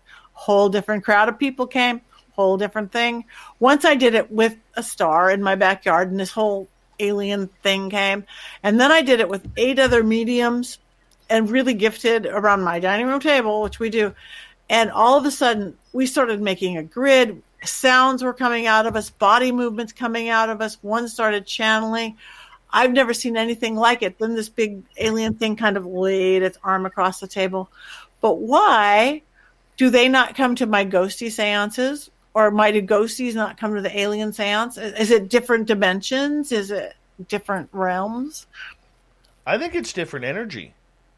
Because for me, being an ET contactee and a paranormal contactee, I find paranormal energy very heavy, very subdued. My shoulders feel weighed down, and it's almost depressing. Whereas extraterrestrial energy is extremely high-strung, and it's almost like a euphoria and a high all mixed in one, and like an adrenaline rush, and that's where I see the difference in it. So I don't think that the two could actually correlate in the same instance, but you have a lot of people who have had experiences where it starts off in the paranormal world, and the more they look into it, the more they graduate up and up and up into that energy level to get to that extraterrestrial level, and that's what I think happens. It could be. So yeah, so that could answer it. So yeah, that's the first question I came up with. It's like, what if I did extraterrestrial words and ghost words, then would they come? Or is, again, it's like 2 different countries or something, I don't know. Sherry is almost like 2. Go ahead. Go ahead. No, finish. I was just going to say, it's almost like 2 different paranormal. They kind of take your energy, and I would say just by listening to more ET people, the ETs give you different types of energy. I don't know. Maybe just different wavelengths. That's all I was thinking. I haven't thought about that question until now. It's hard. Thinking is hard. I know, Merle. Hard, so Very hard. I hate it. Sherry is asking, Patti, does Belle, your haunted doll, sit up all night, or do you have a bed for her? Great question. She sits up. She has a little rocking chair from one of my best friends in the world, Wenzel. It was his chair when it was a kid, And when she's upstairs in my living room, she has her own chair, and she has 3 teddy bears. One's an antique, and she sits in the rocking chair. She rocks sometimes. And when she's down here, she's on this little stand in the office so she could be on the Zoom calls and podcasts and stuff. But I don't have a bed for her. Now I'm feeling like a bad mom. That's okay. That's okay. I'm going to add to Nikki's question here because she's asking about the Sharon Tate property, if it's been properly cleansed. But I want to add to that because every ghost show wants to do the Manson murders. And it always leads down to Sharon Tate. I know you've investigated this case over the years and probably had communication. I'm going to assume, please correct me if I'm wrong, but do any spirits like Sharon Tate or the Manson murders or any of those famous cases, do those spirits ever get sick and tired of talking about it and they just want to be left alone? No more TV cameras, no more anything? Yes. And I don't want to name names or anything like that, but I mean, I'm almost worried about ghost abuse. It's like, somebody's got to leave these alone. Yeah. Cause I mean, yeah, they do. It's like, you wouldn't want somebody walking through your house. I mean, the Tate house is gone. There's another house down the street. And, but yeah, I think that's why, like, people who have haunted museums and stuff with lots of spirits have to be really careful. And I know Zach is. I know my friend Bloody Mary at hers in New Orleans is. And I know probably the Warrens were. You have to respect that and give them their time. Otherwise, it's like ghost abuse. They do get tired of it. It's not a sideshow. Yeah. You can only hear it not twice. I know with the museum that I did a tour here, before every tour, and Merle's been on that tour a number of times, before every tour, we would go into every building and ask the ghosts if they'll come out and participate. Because, and we always stated that this was a fundraiser for the museum, and the museum is non-profit, and this helps keep their home. And their interaction with the groups coming in would be absolutely wonderful. And so that's how we were able to keep a real positive attitude there. Yeah. And then all hell broke loose in one of our buildings when this really, I call her a dark psychic, very dark energy psychic, came in and crossed over one of the spirits, saying that it was the spirit asked her to go. We have had dozens of psychics communicate with this one spirit. She never, ever wanted to leave. Ever. And that also caused a lot of strife with her wannabe boyfriend in the other room who was protecting her. And the story that was made up behind that was just absolutely ridiculous. And Merle can attest, it killed the entire building. Like, this spirit used to, we'd put 2 K2 meters on the floor, and there's no electricity below us.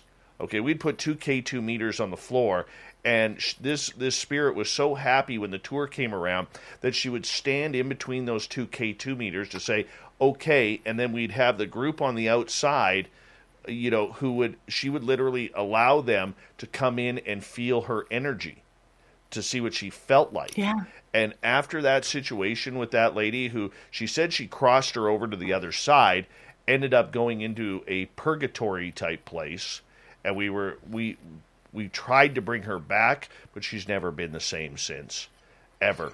Yeah, you can't do that. Even when go to the light, you don't force them. You invite them. You can't even touch them. You could, if you want to do it, you know, because I think most ghosts are crossed over. They just hang out.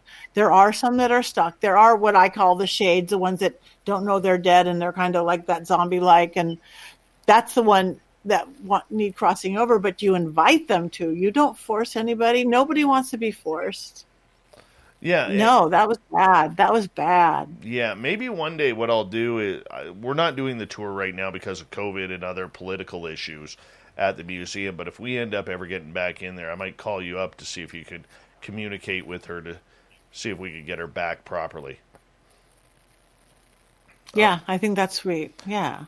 All right, Nicola is asking, have you ever communicated with another medium like Edgar Casey on the other side? I've never ever. No, I have other mediums of other things. I'm trying to even remember who.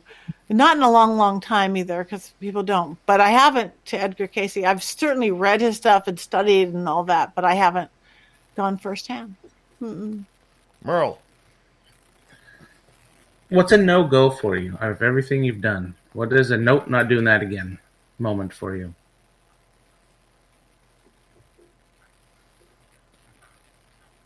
Come on, one. Nothing? I'm trying to think. I see if there's something I really don't want to do, then I really want to do it. I'm weird that way. I'm weird that way. Yeah. So I'm trying to think what I not do. No, everything is experience. You know. Or even like the most WTF experience you've had along your travels that make you think, something to make you think twice. I'll change the question a little bit. To make you think twice. Well, again, anything that gets into my house is not okay. The thing that rolled down and into me, that is not okay. The Black Dahlia murder throwing me and ripping my ribs was not okay. That is not okay. So there's a never again. Let it slip, not follow my rules, and open the veil when I'm not prepared for it and stuff like that. So that would be my never again.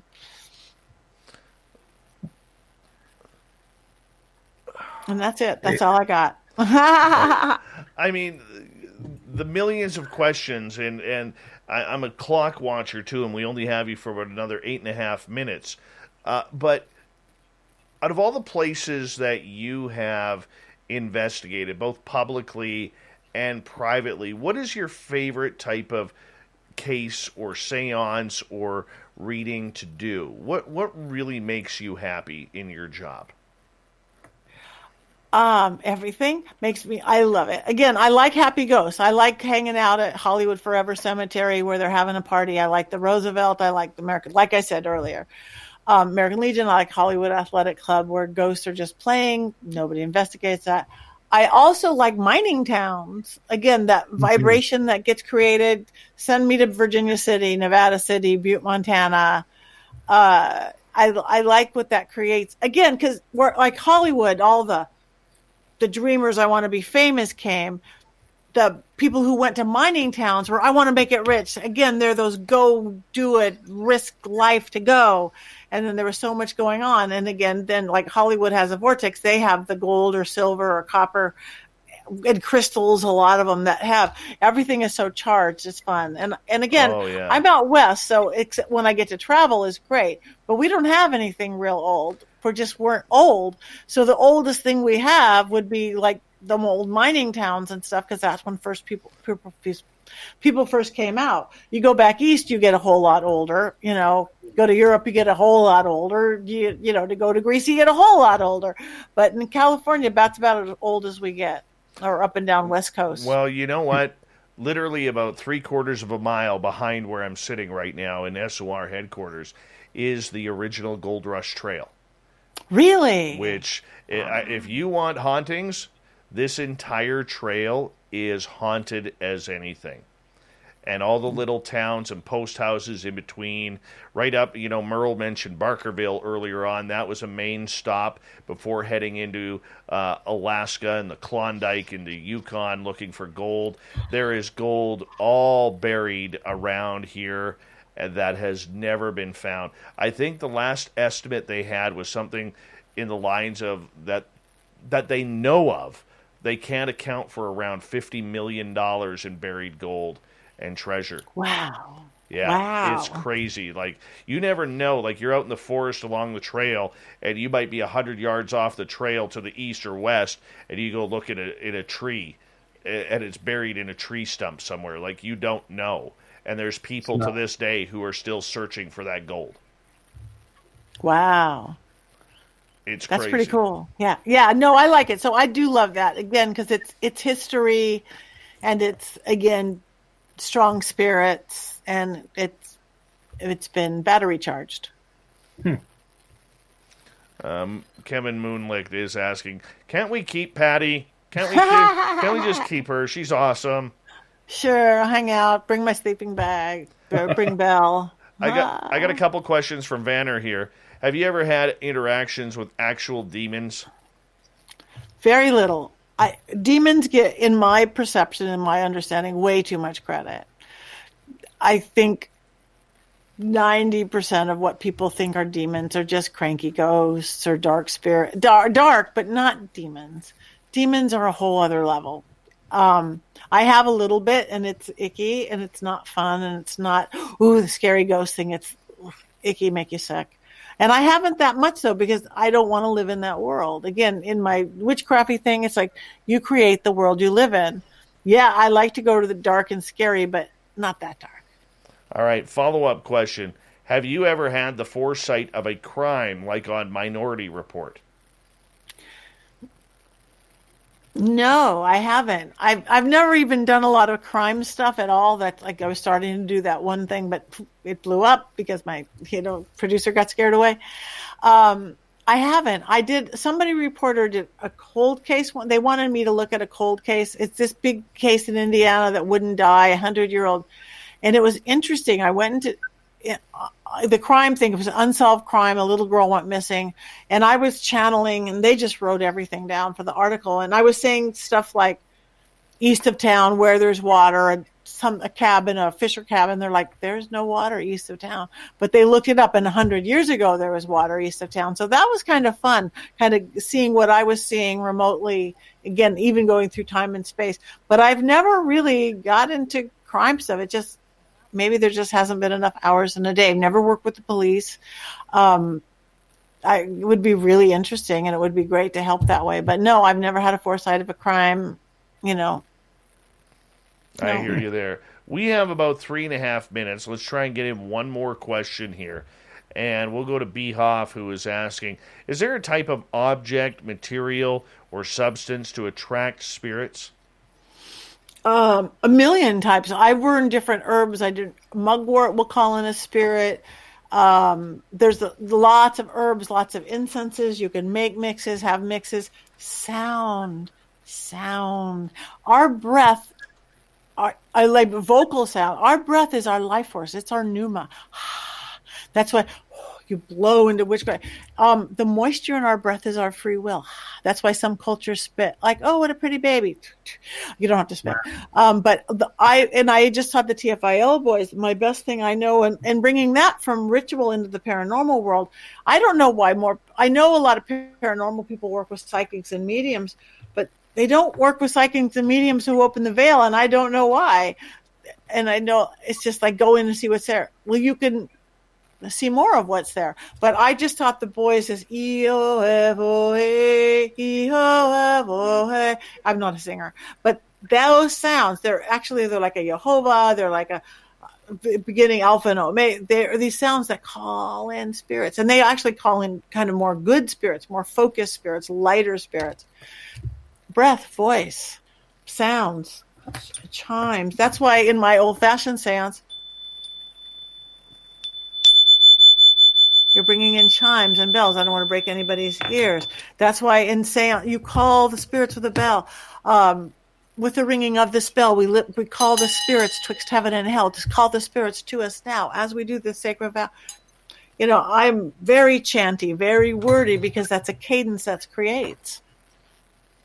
Very awesome. Lots of things. 90 seconds to go, Patty. Tell everybody what your plans are for the rest of the summer and, of course, the run to Halloween. Okay, I've got a big run to Halloween. I've got traveling all over the place. The coolest thing I am starting is 13 weeks to Halloween. Yes, 13 weeks. I am on the new My Paranormal Network.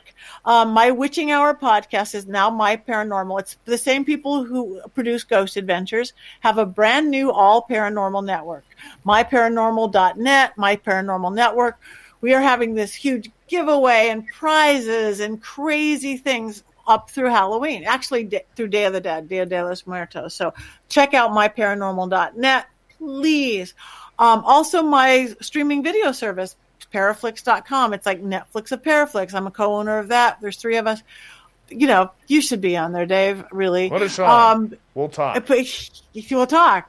It's all things paranormal, from music videos to TV shows to movies, horror, science fiction, ET, alien, cryptids, all paranormal, paraflix.com. Traveling wise, I'm thrilled that traveling has picked up. Next week, I will be at the Michigan Paracon. I'm really excited. The week after that, I'm going to be in Tennessee. I don't even know where in Tennessee, but it's some Asian Japanese shrine temple with a dragon table. I can't wait. Then I'm gonna be, come October, I'm gonna be in Salem twice, the Vampire Ball in Salem, and then I'm doing this other thing at this 1850s house, this big paranormal for International Ghost Hunting Day. I'm gonna be doing a very witchy ritual for Hecate. Beautiful. All right, Patti Negri, thank you so much. Merle, thanks for a great episode of Ghost of the Great White North. Coming up next, John Hudson and the UFO Report. We got the news, the thought of the day. Spaced Out Radio continues right after this.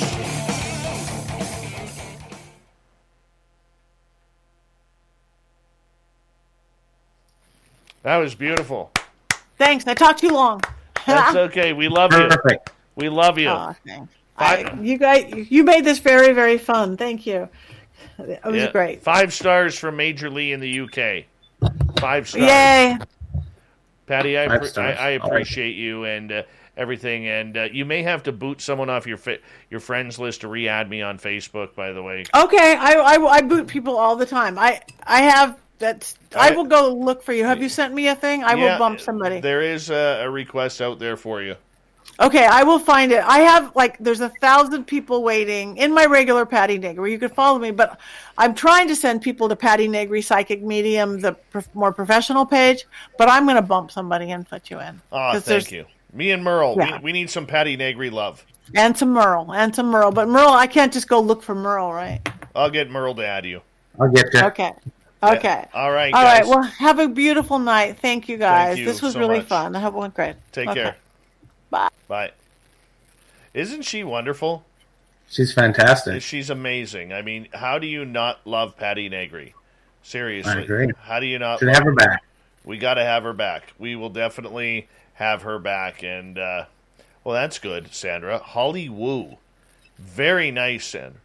Oh, Vayner gives her 10 out of 10 Chads. That's very nice. That's high Chad respect right there. Strong Chads. Strong chatting right there. Strong chatting. Good to see you, Merle. Hey, John. How's it going? Good, buddy. Boy, man, that was one Isn't interesting cat. She was fun, yeah. I mean, it's like, she's one of those great people where, even if you don't really believe what she's saying, she was so much fun to listen to. You know, a great storyteller. It was a kick no matter what your position is. Oh, yeah. Merle, I agree with you. You and I were thinking along the same lines.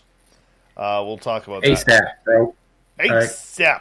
I guess I'll see you tomorrow or next week. Yeah, I guess you're coming up here, eh? Are you staying at my house at all? We're staying at Likely. Well, on your way through or on your way back, or are you going to invite me out for lunch and actually faux buy me lunch? I'll faux buy you. You'll buy me lunch. Oh, fuck. You got to pay for Merle time. But you guys all notice when the Canadian talks to the Canadian that the accent comes out? Dave threw in that A there. That was perfect. Really? Didn't even notice. Classic. Didn't even notice. Mm-hmm. Merle, this is Stetson John. Stetson John Merle. Good day. Sir. Good day. No, it's actually funny. My mother and my Nana were both Canadian, lived in the U.S. for 50 years, and never got their American citizenship, stayed Canadian the whole time. Mother's whole side of the family is Canadian, so I grew up with that lingo. And it's funny, people used to always get really confused to where I was from because I had some of that mixed into my vocabulary. So so in other words, you're saying, John, you could actually apply for your Canadian citizenship. I can, but I can't. I was going to a couple years ago, and the United States Department of Defense does not recognize dual citizenship. And so if I have a Canadian citizenship, I cannot go on to certain bases, and I cannot get a clearance. Right. Hey, Swan Man, how you doing? Merle, we're going to have to let you go. Sounds good, man. I'm off tomorrow, so I'll give you a call. Sounds great. All right, Merle. Have a good show, guys. Merle. All right. Merle. Good night. Merle. I'm leaving now. Merle. Oh, I have to leave. Okay, bye. Merle. He's awesome. Coral, welcome to Spaced Out Radio's chat room. She says, just joined the UFO community lately. So glad to have you guys being so awesome. Started seeing things in the sky this week. Synchronicity with time. An unnatural amount. You got that right. You got that right. Welcome to the world of woo, Coral. And you found the right place for the right woo for you, which is Spaced Out Radio. Thank you. Don't forget to hit that subscribe button. We pay for our subscribers, by the way. You know, I better not say that too much because somebody's going to make a tape of that. Yeah, no kidding. No kidding. Yeah. Betty Boo, how are you, gorgeous?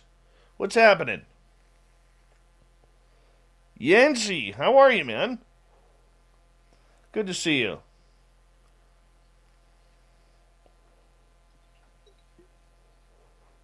Hey, Vinster, how was the bingo hall the last couple nights?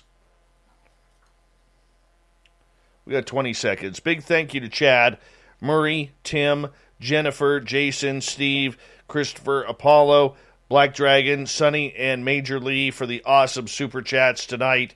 Really appreciate that. And we're going to kick off the final half hour right now, everyone. Sit tight.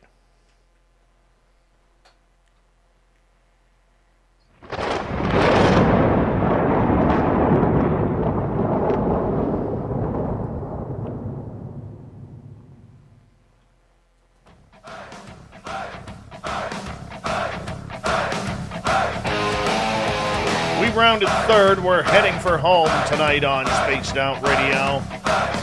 My name is Dave Scott. Thank you so much for taking the time to join us.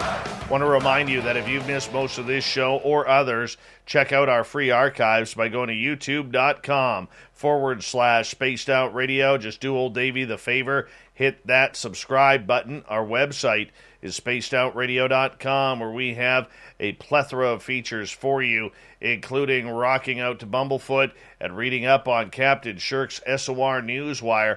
Follow us on Twitter at Spaced Out Radio and on Instagram, Spaced Out Radio Show. Let's get to the unbiased UFO report.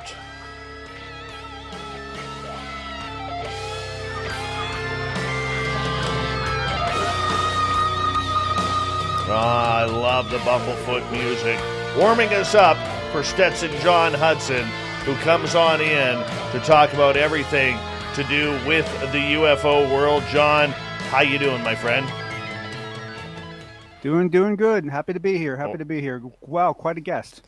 Well, quite a guest. She was amazing. Yeah, Patti Negri is amazing, and you know, it's I hadn't had her on in a couple of years, and that's to my dismay and my bad. I'll take responsibility for that. But her love and energy and zest for life, and you know, she's always been a fan of our show, always.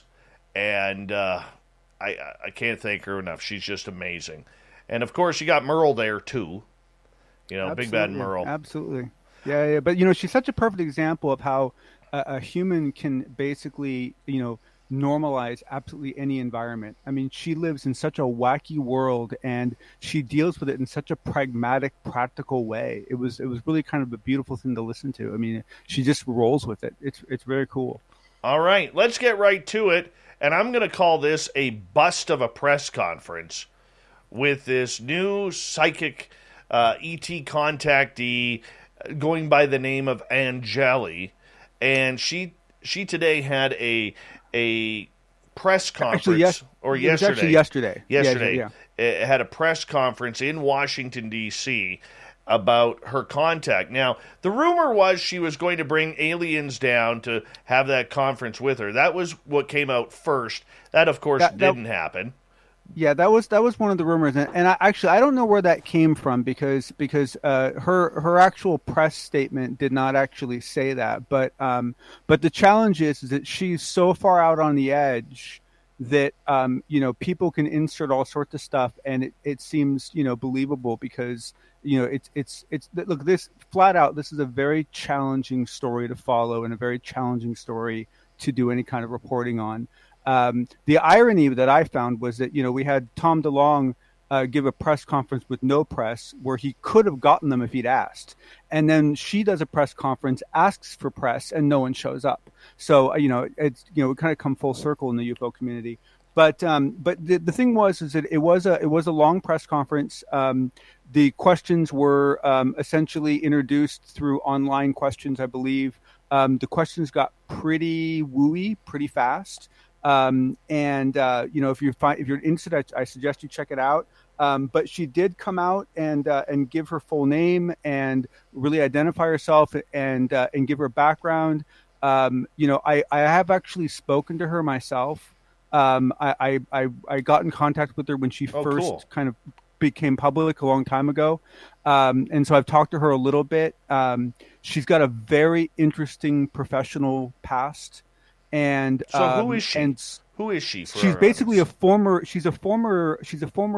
intelligence agent. She essentially worked for the DIA, and basically another individual who I don't know well, but I know somewhat well, claims to have actually validated her DD-214 and actually spoken to some of her former supervisors and gotten feedback that essentially she was as significant of an asset as she claimed to be. She worked in the White House. I mean, she had a very high level clearance and on that side of it, not on the same kind of side that someone like Bob would have been on, where they're doing inventions, but more on the operational side.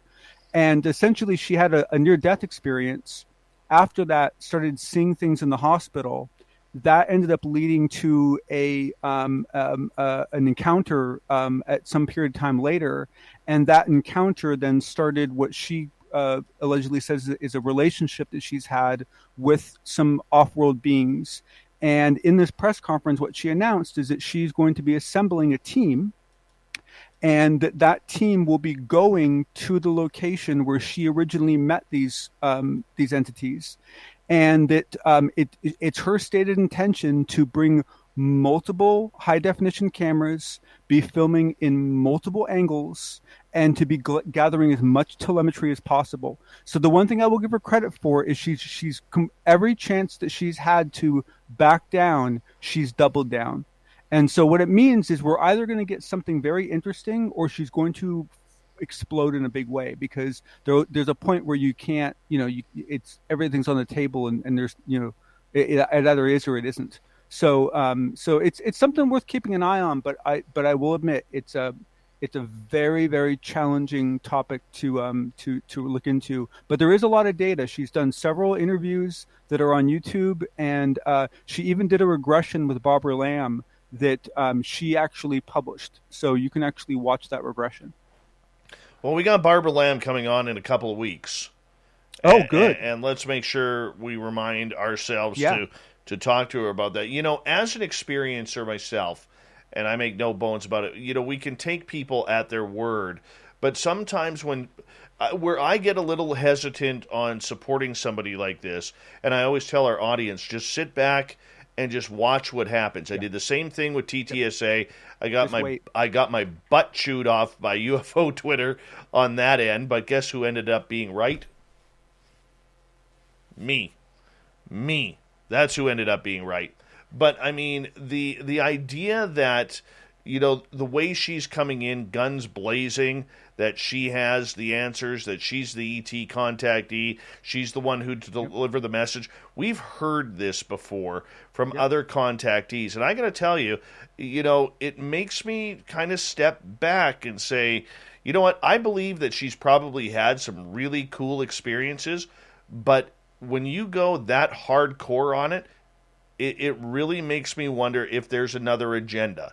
And I worry about that, because this field is full of charlatans. It's full of people trying to get their name out, to get a piece of the pie, so to speak, the financial pie and the popularity pie. And I worry, even though she has an impressive resume that could potentially be confirmed, that this is a little bit too hardcore, because once again, we're told to trust someone from the government. And this is the challenge, is that, if you really look at her story and you really dissect it, is it really that different than what, say, someone like Chris Bledsoe is saying? And honestly, it's not really that different, but the way she's executing it is drastically different. Chris has been slow rolling this message for a long time, and you have to dig pretty deep to get down to what he's really talking about. Whereas she, as you say, has come out very aggressive, very in your face, very out front. And it's hard because, my instinct, full disclosure, is to be very skeptical. But I have to consider the fact that there are other people that are telling stories that are arguably just as fantastic that I do sometimes end up, putting some faith into. And so it's hard when you kind of weigh those out. But to your point, the best advice any of us can take is just, keep your ears open, keep your eyes open, pay attention to as much of it as you want to, and wait and see what happens. I would have been more comfortable if she had proper media attention. And what I mean by that is, don't create the spectacle. Don't go and put a bunch of live internet cameras while you sit in a lawn chair in front of... I apologize, being Canadian, I don't know the building that she was sitting in front of. The Lincoln Memorial. The Lincoln Memorial. Okay, I apologize for that to our American listeners. But, I'm sure Lincoln won't mind. But it wasn't the place. You know what I'm saying? It looked hokey, and it didn't feel comfortable. And so I'm just... it was challenging.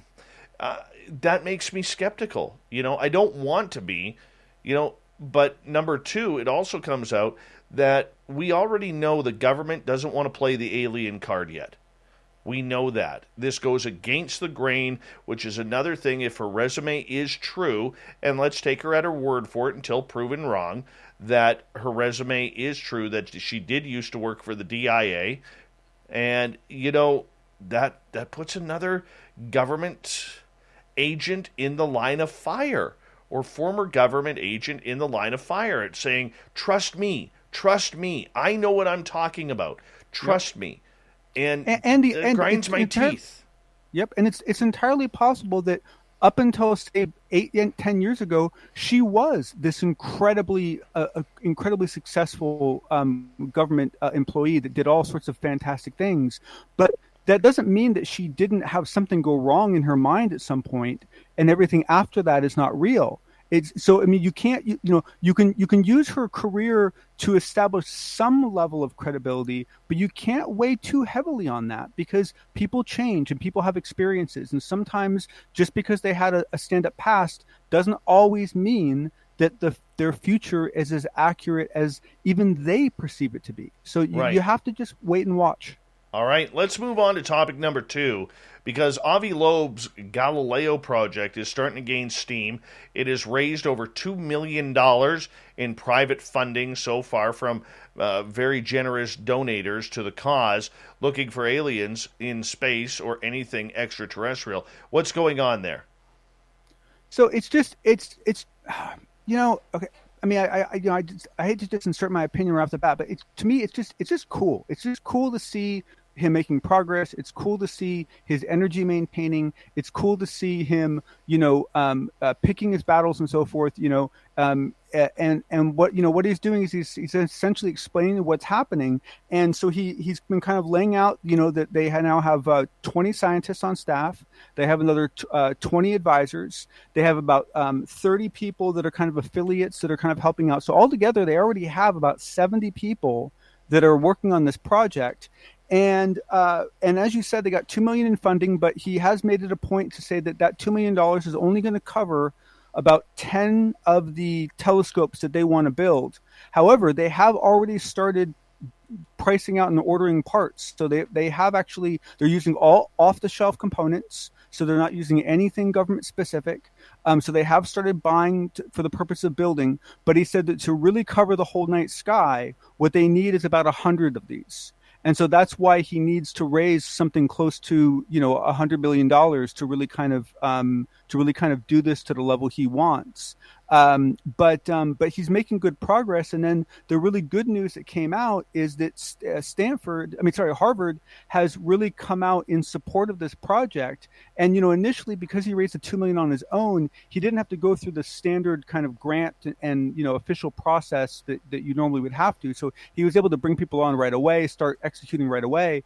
But the challenge with that was that it was really only set up to accept very significant donations from individuals.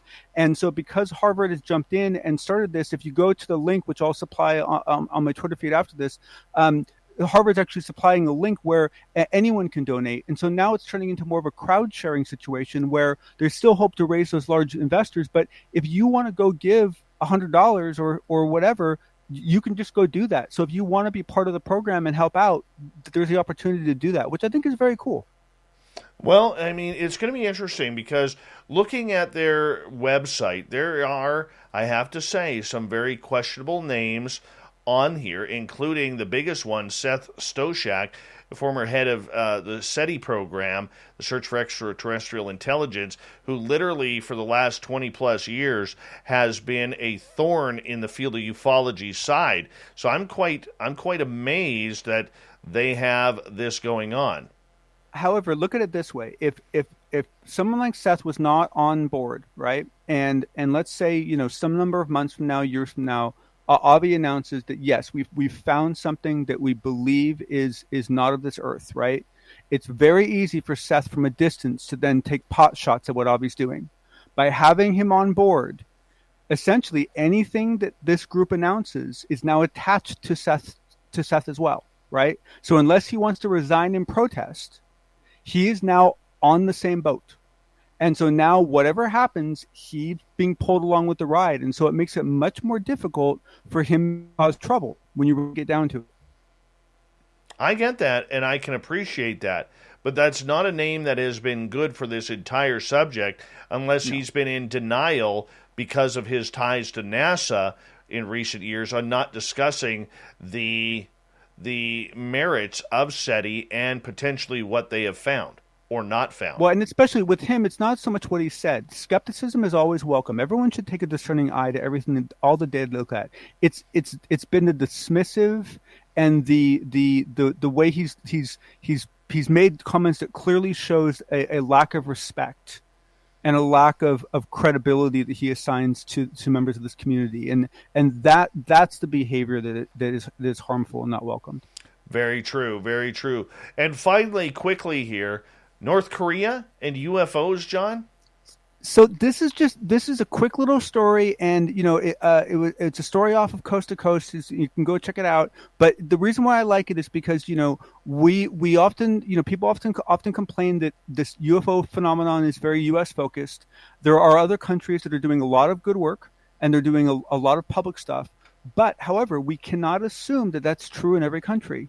And there are some countries where the subject is very very forbidden. It's very, you don't want to say it. But basically, this North Korean defector was interviewed, and what he basically said was that for North Korea, it's a different situation. It's not so much that UFOs are forbidden; it's that even space itself is taught so little in schools. And because of the situation in North Korea, there's no discussion. And he said that he believes that for most North Koreans, UFO is not even in their vocabulary. And so what he says, it's not that they're not allowed to talk about it in public. He said they don't talk about it in private.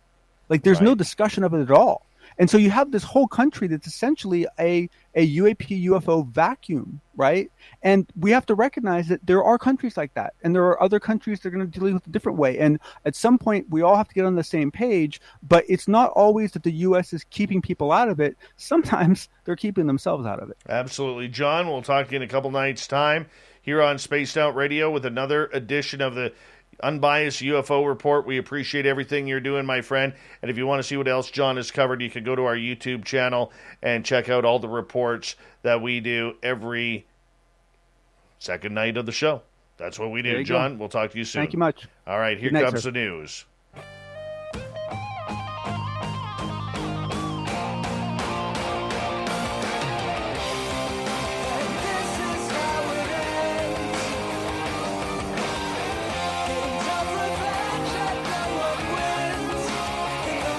Let's get right to Captain Shirky Poo's SOR Newswire that we do at the back end of every show. Start off in Canada here, where Edmonton artist Victoria Moore never expected to see her painting of Archangel Michael again. The painting, titled Reverence, was stolen in November from Arts Hub 118, an affordable housing co-op for artists above the Nina Haggerty Center for the Arts in Edmonton. 8 paintings by other artists were also stolen that day. On Friday, Moore received a call from someone who found her painting last week at a dumpster near the Northern Alberta Institute of Technology. The 6x4 foot canvas catching the eye of a woman who spotted it. I instantly started crying and shaking. I was in shock that it had been found. There is no suspects in this just yet. Here's a cool one. Animal rescuers in Ireland said a walrus that has spent the last few weeks cruising along the country's coastline will soon have a floating couch to stop him from sinking boats. The walrus, dubbed Wally, of course, was first spotted off the coast of Kerry in March, and for the past couple of weeks has been spotted frequently along the southeastern and southern coasts of Ireland. Wally has been spotted resting in parked boats along the coast and has sank at least 2 of these vessels, according to Sea Rescue Ireland, so a couch he gets. Still no sign of a giant rubber ducky. Yeah, this is happening in Maine. Catherine Given, the harbor master of Belfast Harbor, said the giant yellow duck, estimated to be about 25 feet tall, well, actually it has been found. It was missing, but it now appears to be anchored into the shallow part of their harbor. They don't know how it got there. The duck has the word joy written in large letters on its front. Everybody loves it, says Given. I have no idea who owns it, but it kind of fits Belfast. A lot of people want to keep it here. Why not? If it's not hurting anybody, let's do it. It always makes for a nice little tourist attraction. Here we go.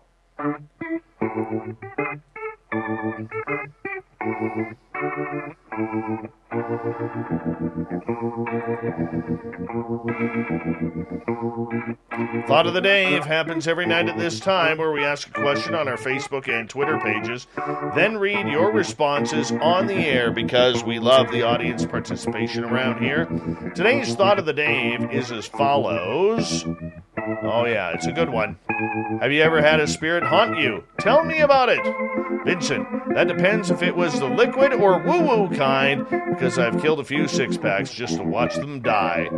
James, don't really know what they are, and mostly they come in clusters. Alex, yes, haunted by the spirit of stupidity down here in the UFO, paranormal, and cryptozoological community. It's like Pazuzu on crack. That's awesome, Alex. Eugene, yes, for a week straight, after an extremely frightening experience at a haunted Philadelphia Civil War mansion built on top of a Revolutionary War graveyard. Oh, my. Edith, yep, attached to me, and it was horrifying, but he had a story to tell and happened to be a prominent scientist at a big lab in Tennessee. He was kidnapped and murdered, and it was all over the news. John, my whole life's been like that. Nikki gets the final word. During my whole lifetime, it's been one long haunting. Even had spirits follow me when I moved from one home to another. For the last year and a half, I've had one set of friends whose deceased family members love visiting me for a time. Thank you to everybody on the Thought of the Dave. Thank you, Captain Shirky Poo, for the news, John Hudson for the UFO report, and Merle and Patti Negri for Ghosts of the Great White North. We got Mr. Ron Bumblefoot Thal rocking in the background with Little Brother is Watching. Bumblefoot is the official music of Spaced Out Radio, rocking us in and out of every single show. Get your horns up for the guitar god himself. Special thanks to everybody listening in at home, at work, in your cars, wherever you may be. Thank you to everyone in our chat rooms tonight on YouTube, LGAB, Revolution Radio, Twitch, Spreaker, Facebook, the Space Travelers Club, and on Twitter at hashtag Spaced Out Radio.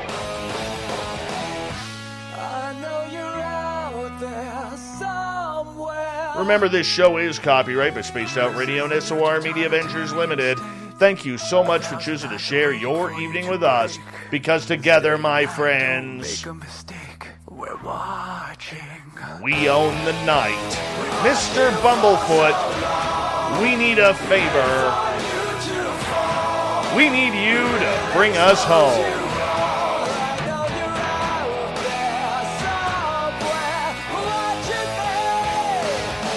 Yes, the Woo Train has docked for the night, but soon, my friends, we shall ride again. Your seats are always available. Your tickets never expire.